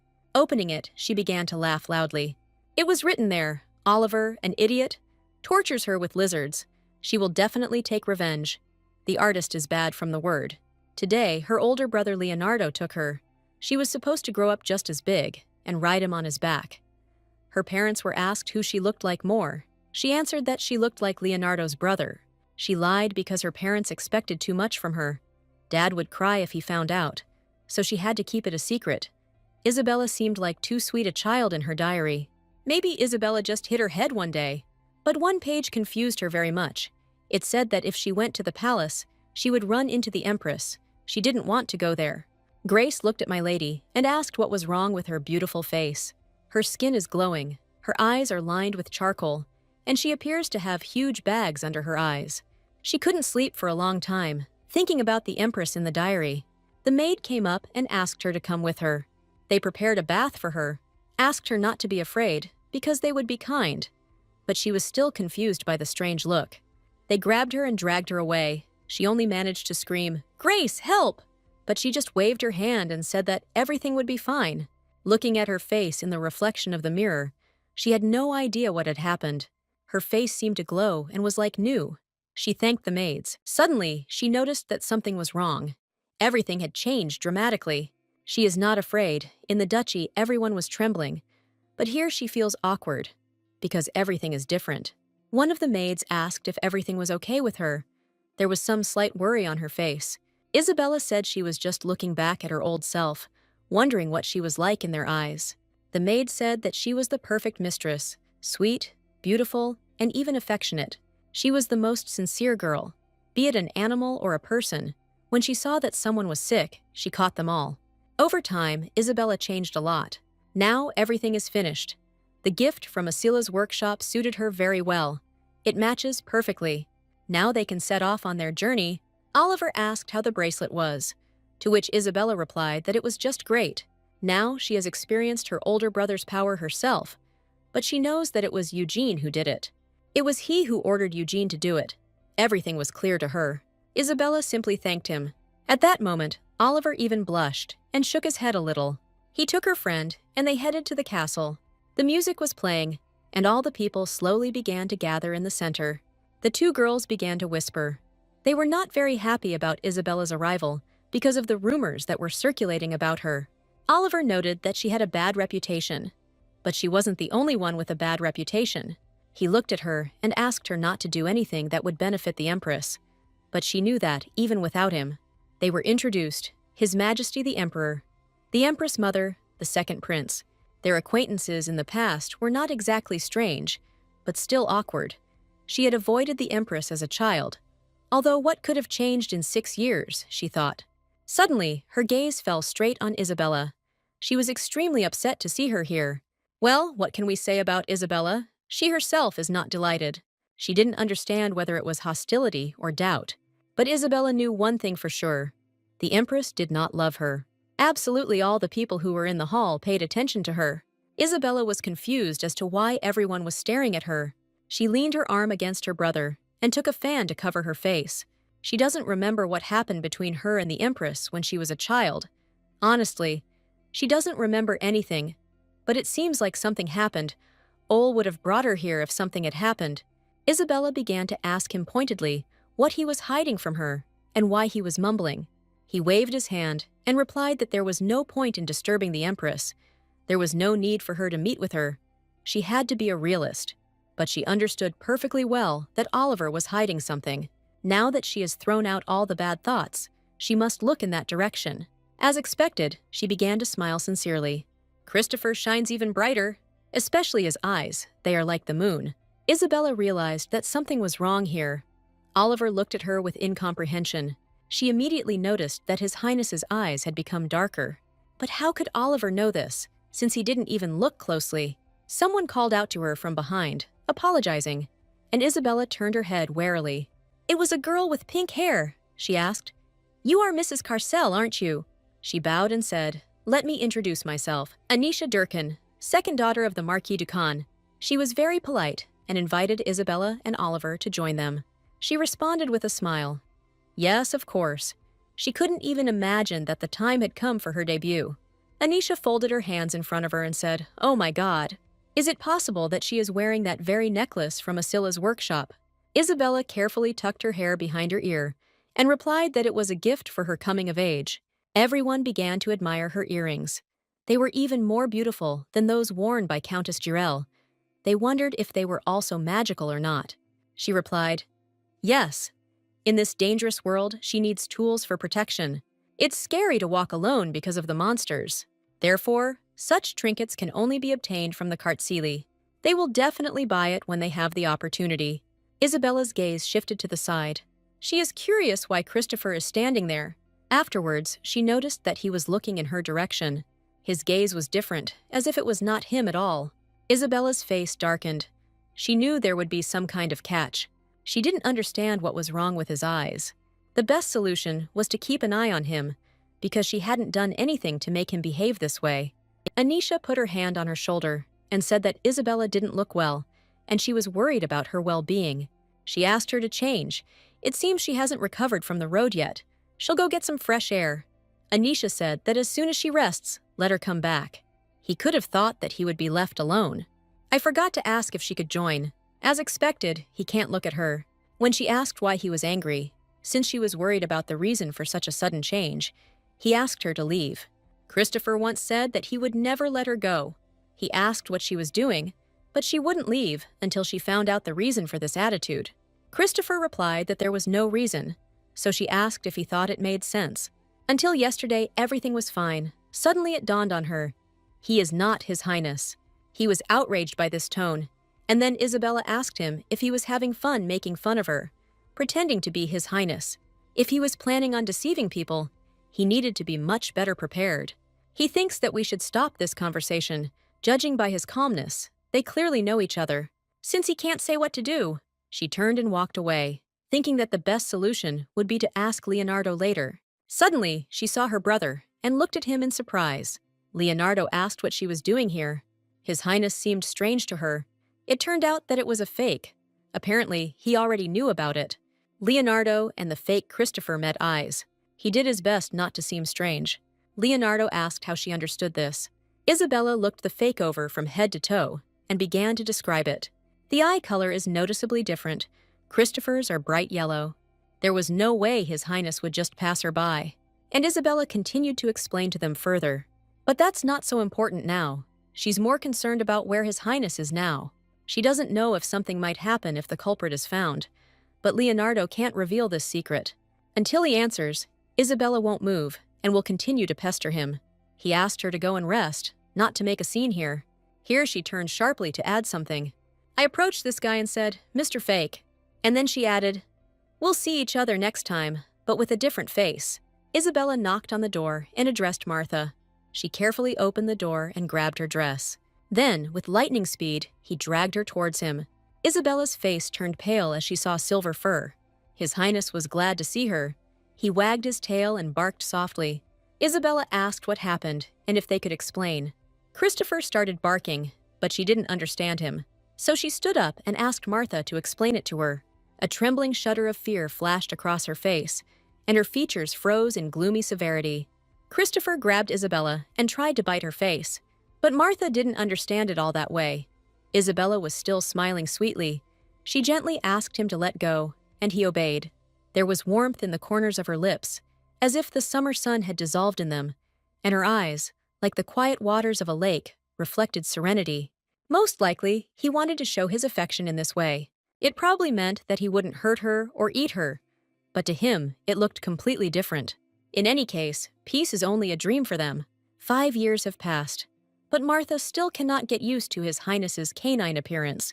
Christopher got angry and started growling at her, but she didn't understand why he was angry if it was true. He started barking emotionally, but Martha had no idea what he was saying. Isabella's blood is poison to him, and it seems dangerous for him to drink it. They wondered if the Empress noticed this, but most likely she did. She is the only one who could commit such a disgusting act. Although, if he can turn into a wolf, then what is the difficulty in returning to his previous state? Isabella thought. And why then she could not turn Christopher into a wolf? She asked Martha if she thought it was the Empress who turned him into a wolf. She wasn't sure, but she assumed it was. She thinks it's all a magic stone. Judging by the reaction in the palace, they are placed everywhere. It seems that they were used as a basis for the poison that was used on His Highness. The world, of course, has retained its foundations. Even if something changes, the foundations remain unchanged. But what if the Empress was trying to turn Christopher into a wolf? Thoughts were spinning in her head. There's no mention of this in the book, but it's possible that Hannah was the one trying to prevent this. Then it was even more dangerous. Isabella couldn't resist and hugged Christopher. This will happen again and again. Martha, of course, does not want to speak so confidently, but she cannot compare with her. Martha is apparently talking about the Empress. However, she feels left out because of Hannah, but she understands that she can stand up for herself and forgot to encourage her because she is a good sorceress. Martha's spirit was strong. She could not be broken, and she never doubted her abilities. She grabbed the door handle and said she needed to do some investigating. Martha stormed out of the room, apologizing and saying they would see each other soon. Christopher hugged her with his paws and began to lick her face. Apparently, he was trying to comfort her. She turned him over and jumped on him, saying, "He's so cute." Then she added, "Isn't it unpleasant to receive such a kiss?" Her face changed in an instant. Isabella even tensed up a little. Christopher looked at her with a kind of angry look, after which he came closer and sniffed. She tried to stop him, but he still attacked, just not for the blood. It looks like they have a problem. She gives him blood for the first time after Hannah's warning. Christopher walked towards her with a guilty look. She warns him in advance that if he does it again, she thinks there will be problems. He asked as if he was mocking her, as if he couldn't just try. She replied that it was possible. But what if something bad happened? Christopher reassured her that he knew his body, and what could he possibly know if he couldn't even see her normally? Isabella warned him one last time. When he started to approach her with a grin, she flicked him in the face. He lay down and pressed his paw to his head, as if sparks were flying. Isabella just wanted him to come to his senses. Christopher said, "Cruel woman." She just smiled and said, "Stop, you pervert wolf." And how dare she call a young and decent man that? But a decent and young man would not bring his lips so close. He was indignant because she herself allowed it. She put her hand on her chest and asked when it was. But when he kissed her, she reciprocated. Christopher mimicked her about who our cutie was, and she was surprised that he heard everything. She probably thought he was just a normal dog, but she didn't even suspect that he was conscious. He was himself until the very end, Martha heard him swear. That's why he was so determined. It turns out his mind is in the right place. Then the question arose as to why he bit her head. As it turned out, he just wanted to. Returning her mind is only half the battle. She hopes that at least something has changed for the better. She covered her mouth with her hand, looking away thoughtfully. Her lips trembled. So many conflicting thoughts fought inside. At this point, Christopher apologized, and Isabella was even a little surprised. "I shouldn't have," he said without looking up. His ears, still wolfish, flat against his head, his whole posture screaming remorse. Isabella immediately noticed this pitiful expression on his face, the same one that once made her melt and forgive him for all his pranks. So she opened her arms to hug him, and she said, "Come here," meeting him with a smile. He rushed towards her so quickly that he almost knocked her off her feet, his face glowing with happiness and his tail wagging madly, hitting the floor. They sank to the floor, and Christopher pressed himself against her, and Isabella, laughing, ran her fingers through his thick fur. And in that moment, nothing else mattered. Only this quiet, warm moment. Hannah would be horrified to see this scene. "He is dangerous," she would probably scream. To be honest, she would be lying if she said she wasn't afraid. Fear was quietly stirring somewhere deep inside, reminding her of the warnings. After Hannah's warnings, a worm of doubt settled in Isabella's soul. She could no longer look at Christopher the wolf with the same carefree trust as before. Each of his sharp fangs reminded her that he was indeed capable of biting her throat out in one motion, and her whole body tensed at the thought. But still, she can't help but believe those clear eyes.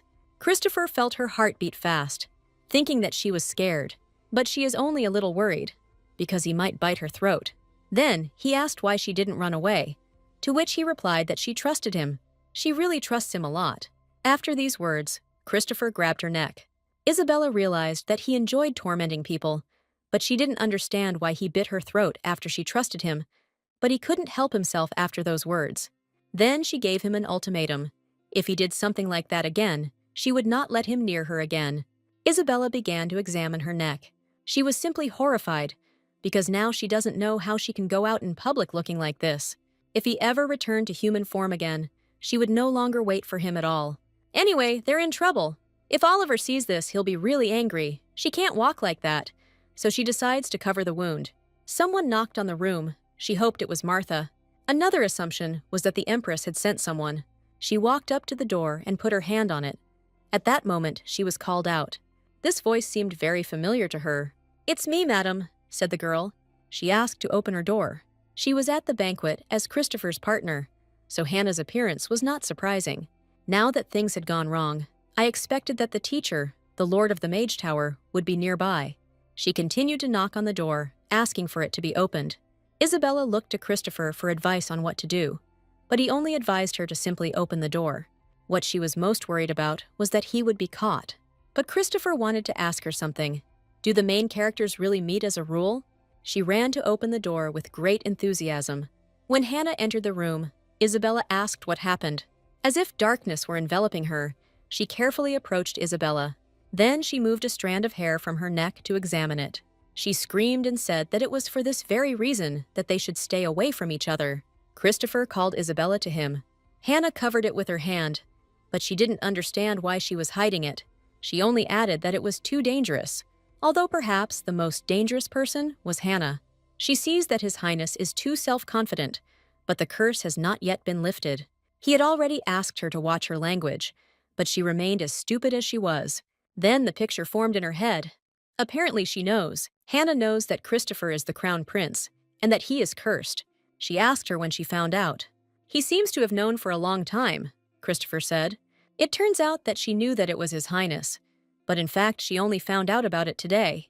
Hannah would never have thought that the person who was cursed was the crown prince himself. They stood and seemed to be glaring at each other. Isabella stood to the side and simply watched. If everyone knew about his identity, he would hardly have that collar on. But she would have thought about it if he were human, but would not succumb to any demons. The atmosphere in the room was too tense, so Isabella addressed both of them at once. After which she screamed, "Enough!" Forgot asked how she knew and how she found them. Christopher immediately expressed his opinion. Perhaps she came in a hurry because she was afraid that he might eat her. And he hit the nail on the head. She was afraid that the young lady could end up in His Highness's stomach because of the magic that had entered the palace. She learned of their location using spatial magic. That's why she kept asking for the door to be opened. Now Isabella was interested in how she learned about magic and whether she could tell her more about it.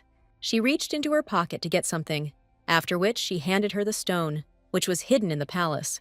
I don't know how it happened, but there is magic inside him that brings out the monster instincts in the prince. She is very sensitive to such things, so she can understand right away. If she had managed to do it before His Highness, she could have stopped it, but she was too late. As expected, Hannah is to blame for Christopher becoming a wolf, because she was supposed to be there for him. What she was most interested in was whether there was any way to stop this, and how she should act in the future. It may be difficult now, but she will definitely try to help. After these words, Isabella jumped up and ran to her. She said she could ask for anything she wanted. Hannah asked her to promise to be careful with blood in the future. Even if he asks her to stay away from him, he still won't listen, she added. With her hand, Hannah touched her neck and healed the wound she received from Christopher's fangs. She smiled and said, "Madam, take care of yourself. She's sorry she's only talking about it now, but she really cares about her." Hannah is worried because it is rare to meet people with their blood, but it is not entirely unusual. She had met people like that before. They were very good. The husband had rare blood like the lady, and the wife was a demon, but they even adopted a child like a normal family. They thought they had true love, but their love, as sad as it may sound, turned out to be unsuccessful. The wife could not resist the temptation, and, cutting out her husband's heart, chewed it and swallowed it. When she came to, she was so shocked that she could not bear it and killed herself. Unfortunately, the child also died. Their relationship is similar to that couple's relationship, so she wants them to distance themselves. If His Highness tastes the mistress's blood, he will crave her more and more. And eventually he'll eat her, and she'll just die. Hannah's eyes seemed to say, "Run right now." But this was not in Isabella's plans. She forgot about escaping when she began to give her blood to Christopher. Christopher stood up, reached out to Isabella, and licked her face. Moreover, even His Highness will not run away. He asked if there was any way to suppress his thirst, but the answer was no. He had to cope with it himself, but she's not sure Christopher can do it. If they want to be together, they need to remove the curse. If they become human again, the thirst for blood will disappear naturally. Hannah stood up and wanted to ask a question. She took Isabella by the hand and asked why she did not leave His Highness and go away with her.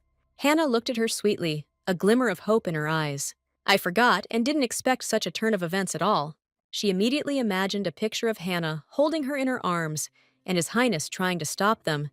It looked strange to her. Why was she flirting with her and not with Christopher?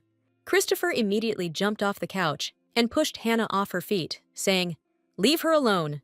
She even held her breath. What a shame. Isabella had already promised to be by his side for the rest of her life, and they started their music again. Then Isabella stood up and asked His Highness to stop, to think about his status. He was outraged that she was scolding only him. Now he would die from injustice. Hannah pointed her finger at him and told him not to fall for this bait. She asked her to stop too, after all. She was the second son of the Empire, even though you wouldn't know it from looking at it. She's also offended. She's just trying to protect her. She asked them to be friends, judging by their behavior, and not just a perfect couple and very suitable for each other. After these words, they looked in her direction with a furious gaze, but it was not necessary to react so sharply. But they really are perfect for each other, so she suggested on this wonderful note that they get closer. Hannah doesn't make friends with monsters, much less demons. Never. Not for any amount of money. She doesn't know how Isabella came to this conclusion, but they will never get closer. Christopher doesn't need anyone else but her, but fate itself connected them, and Isabella is just an obstacle between them. Christopher asked her not to bring up the subject again, and he said she'd better get out of here if she was done. Then she stood up for Hannah, because he shouldn't drive her away.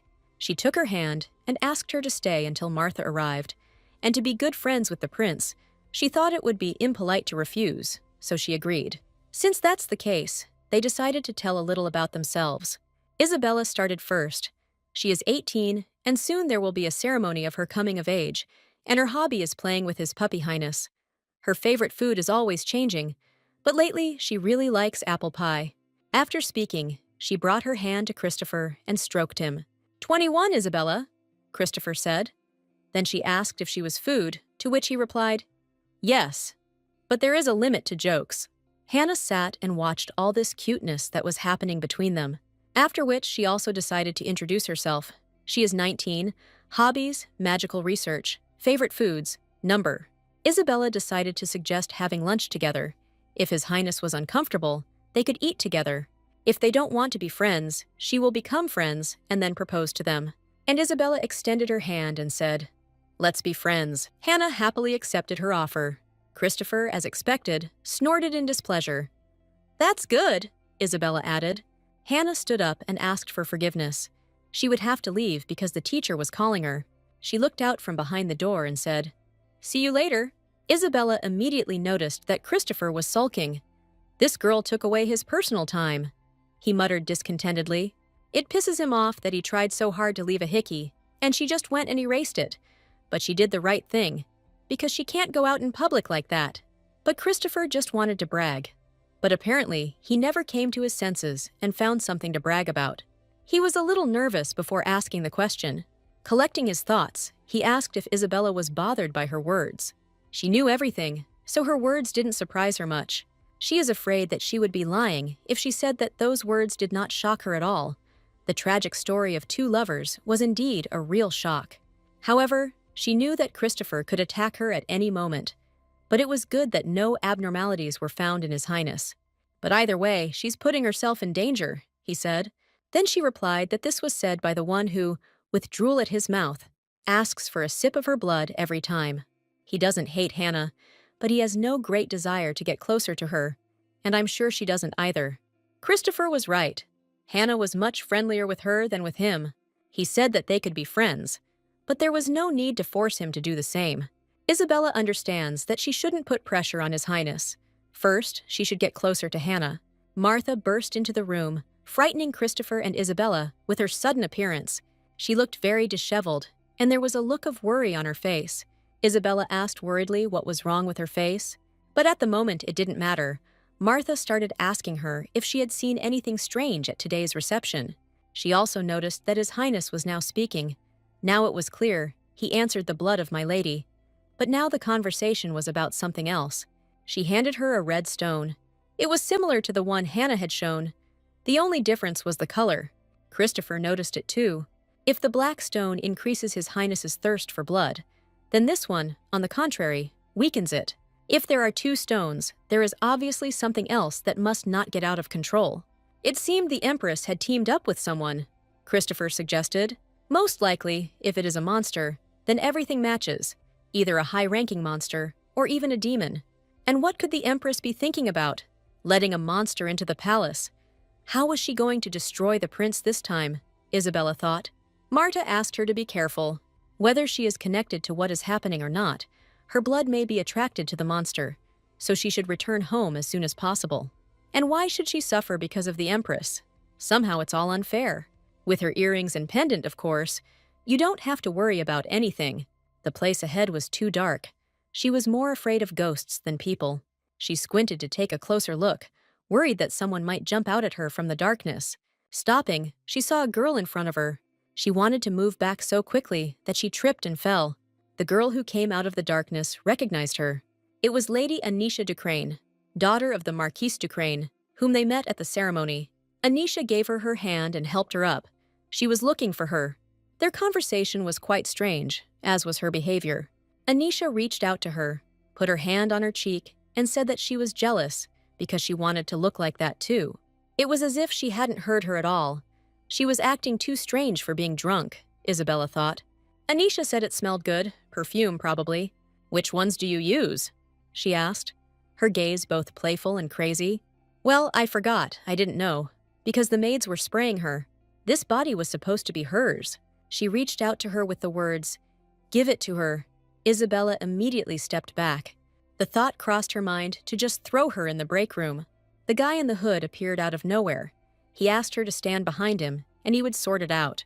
Anisha told him to get out, but he grabbed her mouth with all his strength. She tried to pry his hand away, but to no avail. Then the guy threw her back a few meters. He only added that she shouldn't trust just anyone. Otherwise it would be all over. Next time, she needs to be the one calling for help, instead of playing the hero. Whatever it was, she found it.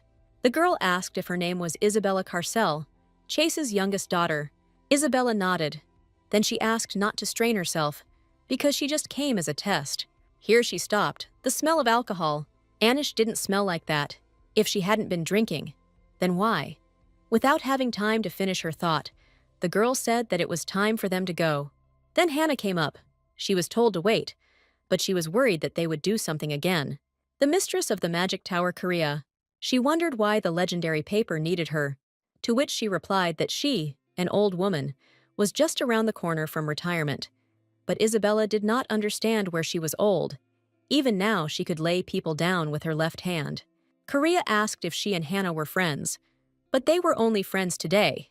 Isabella replied, "Well, why didn't she warn me right away that she was dating a friend?" Korea handed her the papers. They were money for treats. She looked like a father who throws money around in front of his children when he's drunk. It was too large a stack for pocket money. This was the scroll of that very Korea. It is most likely worth millions, a spell of movement, attack and defense. She can't believe she got all this through connections. Then she called her, and Isabella turned her gaze to her. Karia suggested that they meet once in her tower. After these words, she seemed to evaporate. Hannah offered her her hand and offered to walk her home, but she refused. The teacher told her to keep an eye on her.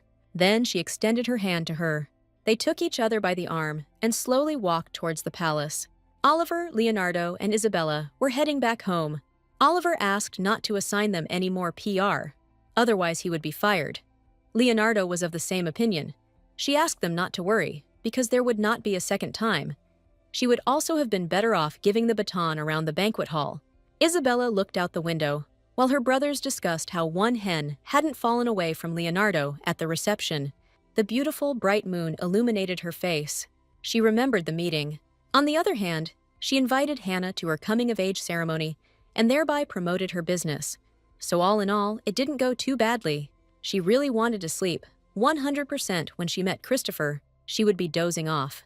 They have a departure at 10 in the morning, so when they get home, they need to get a good night's sleep. Isabella knew that if they told Oliver now, he would throw a whole concert. Moreover, tomorrow she will be in her personal villa. If she comes, he will let himself be touched. How will she say that she succumbed to the temptation of the soft belly and tender bottom of his canine highness? Leonardo said that Isabella was going to the prince's villa. Then he asked why they needed to hide. It seemed to her that he would dissuade her from meeting with his highness, but he didn't mind, because he was the only friend she had. He gave her permission to go, but she had to return before sunset. Then Leonardo said that the trip would take 3 days, at which point he even choked on his chocolate bar. That is, she has now openly declared to him that she will spend the night outside the house and with some other guy. But in fact, not with a man, but with a wolf. The wolf is the prince, and the prince is the wolf, spending 2 nights with a wild animal in an unfamiliar place. Now he tells her not to go anywhere. That's the very reason she didn't want to say anything. Oliver also began to be indignant that Leonardo was letting her go to be torn apart by the wolf. Isabella hopes that he will calm down before arriving home. It annoyed her that he lectured her like an old man, but he only did it because he cared. Leonardo asked the butler to bring what His Highness had given him, as if she could send him to the next world. But of course she could. It feels like she's completely obsessed with the guy. How can she go crazy over that shady dog? Oliver asked indignantly. She doesn't think that the person who actually planted this shady cable on her could say that. Leonardo was brought a box, which His Majesty had given him, after which he asked them to stop their empty arguments. Leonardo walked up to Oliver and handed him the box. His Highness said he would understand when he got it.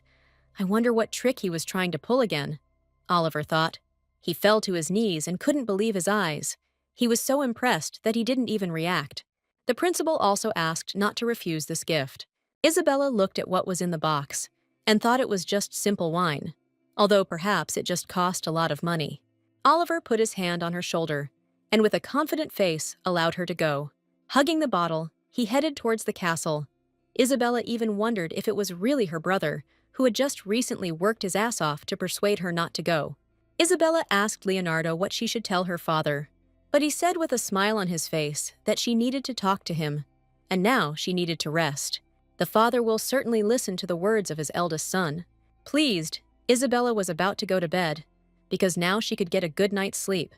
A boy ran into the room screaming, but he was suddenly pulled back by the scruff of the neck. Grace asked where he was going without her permission. Moreover, she ordered him to keep it clean. Isabella asked not to scare him, because he is still just a child, but not a human, but a monster. She knows this very well, but his mental age is 10 years. She asked him why he was so dirty and began to wipe him with a handkerchief. He was making cookies. Then he covered his nose and said that she smelled, and that this smell discouraged anyone from coming closer. Isabella reprimanded him, because it is not polite to tell your interlocutor openly that he smells bad. She asked Grace if it really smelled like that, but Grace said no. Lumion held out his hand with cookies. This was his gift to her. He had made them himself. Of course, the cooks helped him. He wanted to eat it himself, but he held back for her sake. Grace and Isabella exchanged glances, and then they started laughing, because he is just a charmer and a huge fellow. Isabella said that she would not be home for 2 days. She leaves for His Highness's villa. While she's gone, he'll spend time with Grace. Lumion asked to take him with him. Even though he was afraid of the prince, it was much more frightening to be alone with the younger witch. But we mustn't put my lady in an awkward position. He ran up to Isabella and hid, saying that Grace was a living demon. But no, that meant no. He would have to stay home. He thought it was unfair. It looks like Lumion was seriously offended. She thought that even though he was angry, he would still see her off. Grace asked if she was sure she wanted to go alone, but Isabella told her to rest, as she trusted her more than anyone else. She also asked to make sure that Lumion didn't do anything wrong again. Isabella noticed that when she arrived at her destination, there was deathly silence. Marta offered to walk them to their quarters. She turned her head in different directions and examined the territory. Marta was extremely surprised to learn that they were coming. It was too quiet. There was absolutely nothing here. Rumor has it that ghosts are actually brought here, but Isabella can't stand them, so she asks not to say such things anymore. Leonardo was irritated by this, because he was very tired from the journey and wanted to get to his room quickly. Isabella finally reached her chambers. She was too exhausted. She took her suitcase to unpack all her things. Here, Isabella flinched, because she saw some kind of hand sticking out of the suitcase, so she immediately threw it a few meters to the side. And then she climbed onto the bed, with complete horror on her face. The doll moved, and I immediately remembered all the horror films with Chucky and Annabelle. And about what Martha said, they say that ghosts really do live in this house. She took a pillow and covered herself with it, understanding that she could easily kill the doll. Half a body crawled out of the suitcase, and it even talks, Isabella noticed. Lumion is in the building, he said. How did he even get there? Isabella shouted in question, but then her face softened. She smiled and said what a clever boy he was, but she told him that it was impossible with her. But he supposedly didn't understand what she was talking about. Lumion was just playing hide and seek, and then he accidentally ended up here. You just had to see this miracle. He asked where he was now, what kind of place this was. Here a phrase slipped out from behind him. "Isn't it by chance their cutie Lumien?" Marta said. "He remembers this terrible witch." She rushed in, hearing the screams of my lady, but found the boy. Apparently, he really wanted to play with her. But her assumption was wrong, so she suggested playing with his highness. Frightened, Lumien ran to Isabella and hid. But there really was a prince standing before him. He is going to finish him off if he doesn't get off Isabella right now, and began to pull him off with his teeth. But he doesn't like it. He can't change his appearance after the transformation for some time. But Christopher was still able to pull him away and began to shake him in different directions. Isabella was just about to buy a new toy for his highness. It felt like they couldn't agree on who their mistress was. Lumien ran out of the castle and began to run away quickly. He realizes that the best solution would be to stay home. The younger witch may be an icicle, but at least she combed his hair and dressed him up in a cool way. Then Christopher caught up with him and threw him aside. Lumien rolled on the ground. After that, the wolf came up and put his paw on him, pressing him slightly to the ground. But all the boy wanted was for them to leave him alone. Understanding what Isabella saw in him, Lumien does not understand why he is picking on him, because they have made a truce. Tall, broad shoulders, handsome appearance. These are all factors that their owner really likes. She found a lot of things in him, and Lumien does not reach this level. Christopher added that Isabella would be spending time only with him, so he should not interfere. Lumien sniffed. The smell was very familiar. Last time, the owner smelled exactly like Christopher, and he was wondering why the mistress was giving off such a strange stench. The boy asked what he was going to do with the mistress, but he was still thinking. Lumien stood up and shook himself off. He was against Christopher eating her. Either he will do it, or she will do it. He looked at him questioningly. But in the boy's opinion, the second is much more plausible. In that case, Isabella will have to try hard. Leonardo was walking down the corridor and heard some strange sounds. He went into Isabella's room to ask if everything was okay with her. What he least expected was to meet Christopher in her room. Christopher searched the entire room, and Isabella disappeared. Leonardo had a serious conversation with him, but the prince had only one goal, to find his mistress. He always feels Isabella's energy. Christopher sniffed and immediately realized that she was in his room. Isabella sat and read some book in complete silence. With a sharp movement, he threw open the doors to the room. She looked at him softly and asked if they had played enough. Christopher feels so strange that someone is waiting for him. On the one hand, he would pounce on her right now and swallow her whole. Since he didn't say a word, she asked what happened. Christopher remained silent. He would like to capture this image. He understands that he must restrain himself. Isabella's gentle touches and loving gaze only intensify the thirst. She turned to him and asked if he wanted to taste her blood. But Christopher just shook his head, realizing that he couldn't drink her blood anymore. The more she unites him, the more dangerous their relationship becomes. He can lose his sanity at any moment due to an incomplete mark. Isabella asked if he could survive without her blood. He just nodded. Of course he wouldn't be able to talk, but it wouldn't be much of an inconvenience. Isabella noticed that he had matured during the time they had not seen each other. She began to stroke him, seeing how much he liked it. He shows off his charming butt. Christopher realizes that being a wolf isn't so bad. Isabella didn't even notice how she fell asleep in his room. The first thing she decided to do was find Leonardo, because she wanted to eat. She looked at Christopher and said in a soft voice, "Sleep well, I'll be back soon." I went outside and started looking around. The barrier is fine, but we can't let it break like last time. She suggested that we go make a wish since there was still time. As they say, they don't charge for a trial. After the magician became, she did not start believing in any superstitions. But it would be better if she took up practice instead of wasting time, Leonardo said. Isabella crept up behind them and placed her hands on their shoulders, apologizing. And then she asked me to tell her more from that moment on. She just got up, woke up with His Highness, but woke up from hunger. Isabella asked Martha to tell her about the superstition. She told her a legend that has been passed down among the locals from generation to generation.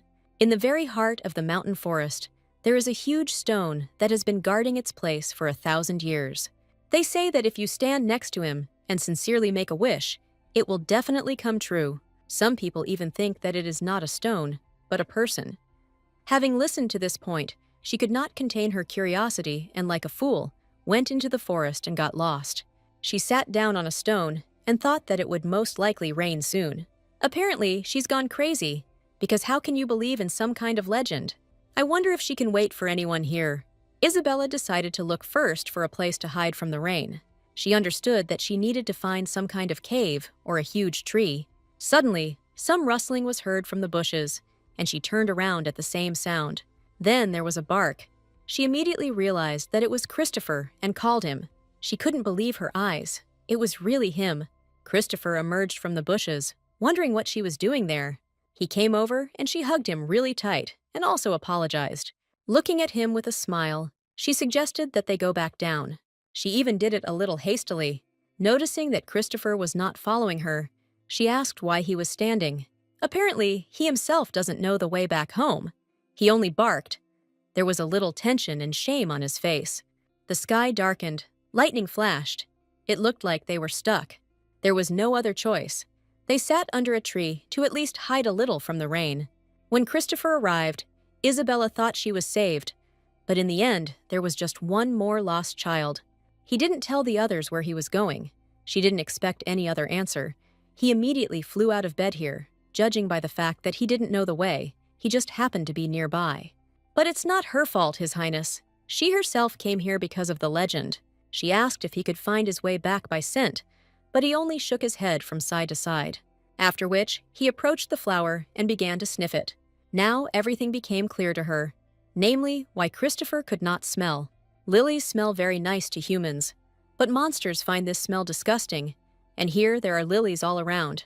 Most likely, it is some kind of shield that protects the villa from attacks by other monsters. Although, everything could be the other way around. Perhaps these are some kind of devices that prevent Christopher from leaving. Or maybe both, but their situation is so-so. Christopher started barking emotionally, so Isabella asked him for a translation. He tried to show with his paw. Then she assumed that he was asking why she came here. She was told that there was a wish-fulfilling stone here. Isabella noticed that he had just smirked at her. The next question was what wish she was going to make. She wished that a handsome man would fall from the sky, and before she could finish speaking, Christopher swept her off her feet. But Isabella saw nothing wrong with this desire. She thought that now was not the time for quarrels, and huge drops of rain fell from the sky. Isabella said that they urgently needed to find shelter. She passed each tree and looked around to make sure she didn't miss any. Soon I came across a cave and was very happy with my find. She shouted to His Highness that she had found the cave. Then her foot touched the edge, and Isabella fell off the cliff. She opened her eyes slightly, her face looking exhausted. Christopher looked down at her with a frightened expression and barked loudly. But his paw also stood on the edge, and he began to fall. The horror that Isabella felt could not be expressed in words. She tried to get up carefully because she did not know her condition. Looking up, she realized for sure that she was alive. But when I came to my senses, I remembered how Christopher fell off the cliff. She started looking around to find him. Her face turned pale. Her eyes were full of horror. Christopher's body lay motionless, unresponsive. There were severe wounds on his side that were bleeding. She begged him to open his eyes, tears streaming down her face. Isabella didn't know what to do. The bleeding wouldn't stop. And what she was most worried about was that Christopher would die. The main characters don't just die, he will survive. The first thing they need to do is get out of the rain. Isabella considered this incident to be her fault. If she had looked under her feet, if she had immediately gone back, realizing that she didn't know the way, everything would have been different. If I hadn't climbed the mountain at all, none of this would have happened. She begged him to forgive her. Christopher raised his head a little and looked at her. He tried to get up, but Isabella also said that he shouldn't get up. Christopher walked up to her and began to lick away her tears. She was so worried. Then she called him a fool. Because first of all, he must think and worry about himself. Isabella hates herself for hurting Christopher. Her blood is poison to him. Then she remembered that blood heals. She reached for her bag in a hurry. It can heal wounds, so she took out a dagger. With a sharp movement, Isabella made a cut on her hand, and she remembers the promise she made to Hannah that she wouldn't use her blood thoughtlessly. But at the moment, she didn't care if Christopher would go wild and attack her. Now it's not important. Every minute counts. She shouted at him to drink blood, but he turned away. Then she told him in a commanding tone to do what she said. Well, when he refused again, she shouted that she would stop him, no matter what he did. She will also do things her own way. Then she opened his mouth slightly, saying that everything was okay. Then she stuck her hand in and told him to drink a lot. Christopher started growling at her, and then he picked up speed and ran straight towards Isabella. She fell to the ground and covered her face with her hands. Christopher stared at her hand with his fangs, his eyes full of rage and ferocity. She believed in him, more than in herself, that he could do it. But Christopher didn't stop. He continued to stand in the same position. Isabella placed her hand on his torso to check the condition of the wounds. Literally, in a couple of seconds, the wounds healed. She asked him to wake up, because she doesn't want someone who hasn't recently been in the next world. But it looks like she has no other options. She had to knock him out, so the fist landed right on his face, and Christopher flew to the side. It seems like she went a little overboard with her power. She put her hand on her face and muttered how it was possible to hit a sick person with all her strength. But there was only one plus. Christopher calmed down. She looked at him tenderly and decided to let him rest a little, because when he wakes up, everything will be fine. Isabella tore the sleeve off her shirt to bandage the wound. She had absolutely no strength, but somehow managed to knock Christopher out. It was unlikely that anyone would come to their aid in such weather, so she decided to light a fire to last at least one night here. When she looked at the floor, she saw that someone had already made a fire here. Apparently, someone, like them, had had an accident. Looking deep into the cave, she thought that there might be branches left inside from previous lost ones. She lit a match to light her way a little. After looking around a bit, Isabella broke into a smile. Indeed, there were several branches lying on the floor. She needed to light a fire quickly. She collected them one by one. Looking closely, she noticed something strange. Everything was too suspicious. But Isabella understood that she had no choice. Walking a little further, she saw that very stone. This was the cause of all her suffering. It was obvious that no smart guy would find the stone in this place. But be that as it may, she folded her hands in front of her and tried to make a wish. She will be too upset if she ends up not making a wish. The most important one is that Christopher wakes up safe and sound. She also asks for her hand to heal. Another wish was that they would be saved after all. She made a wish to resolve all the mess that happened because of her.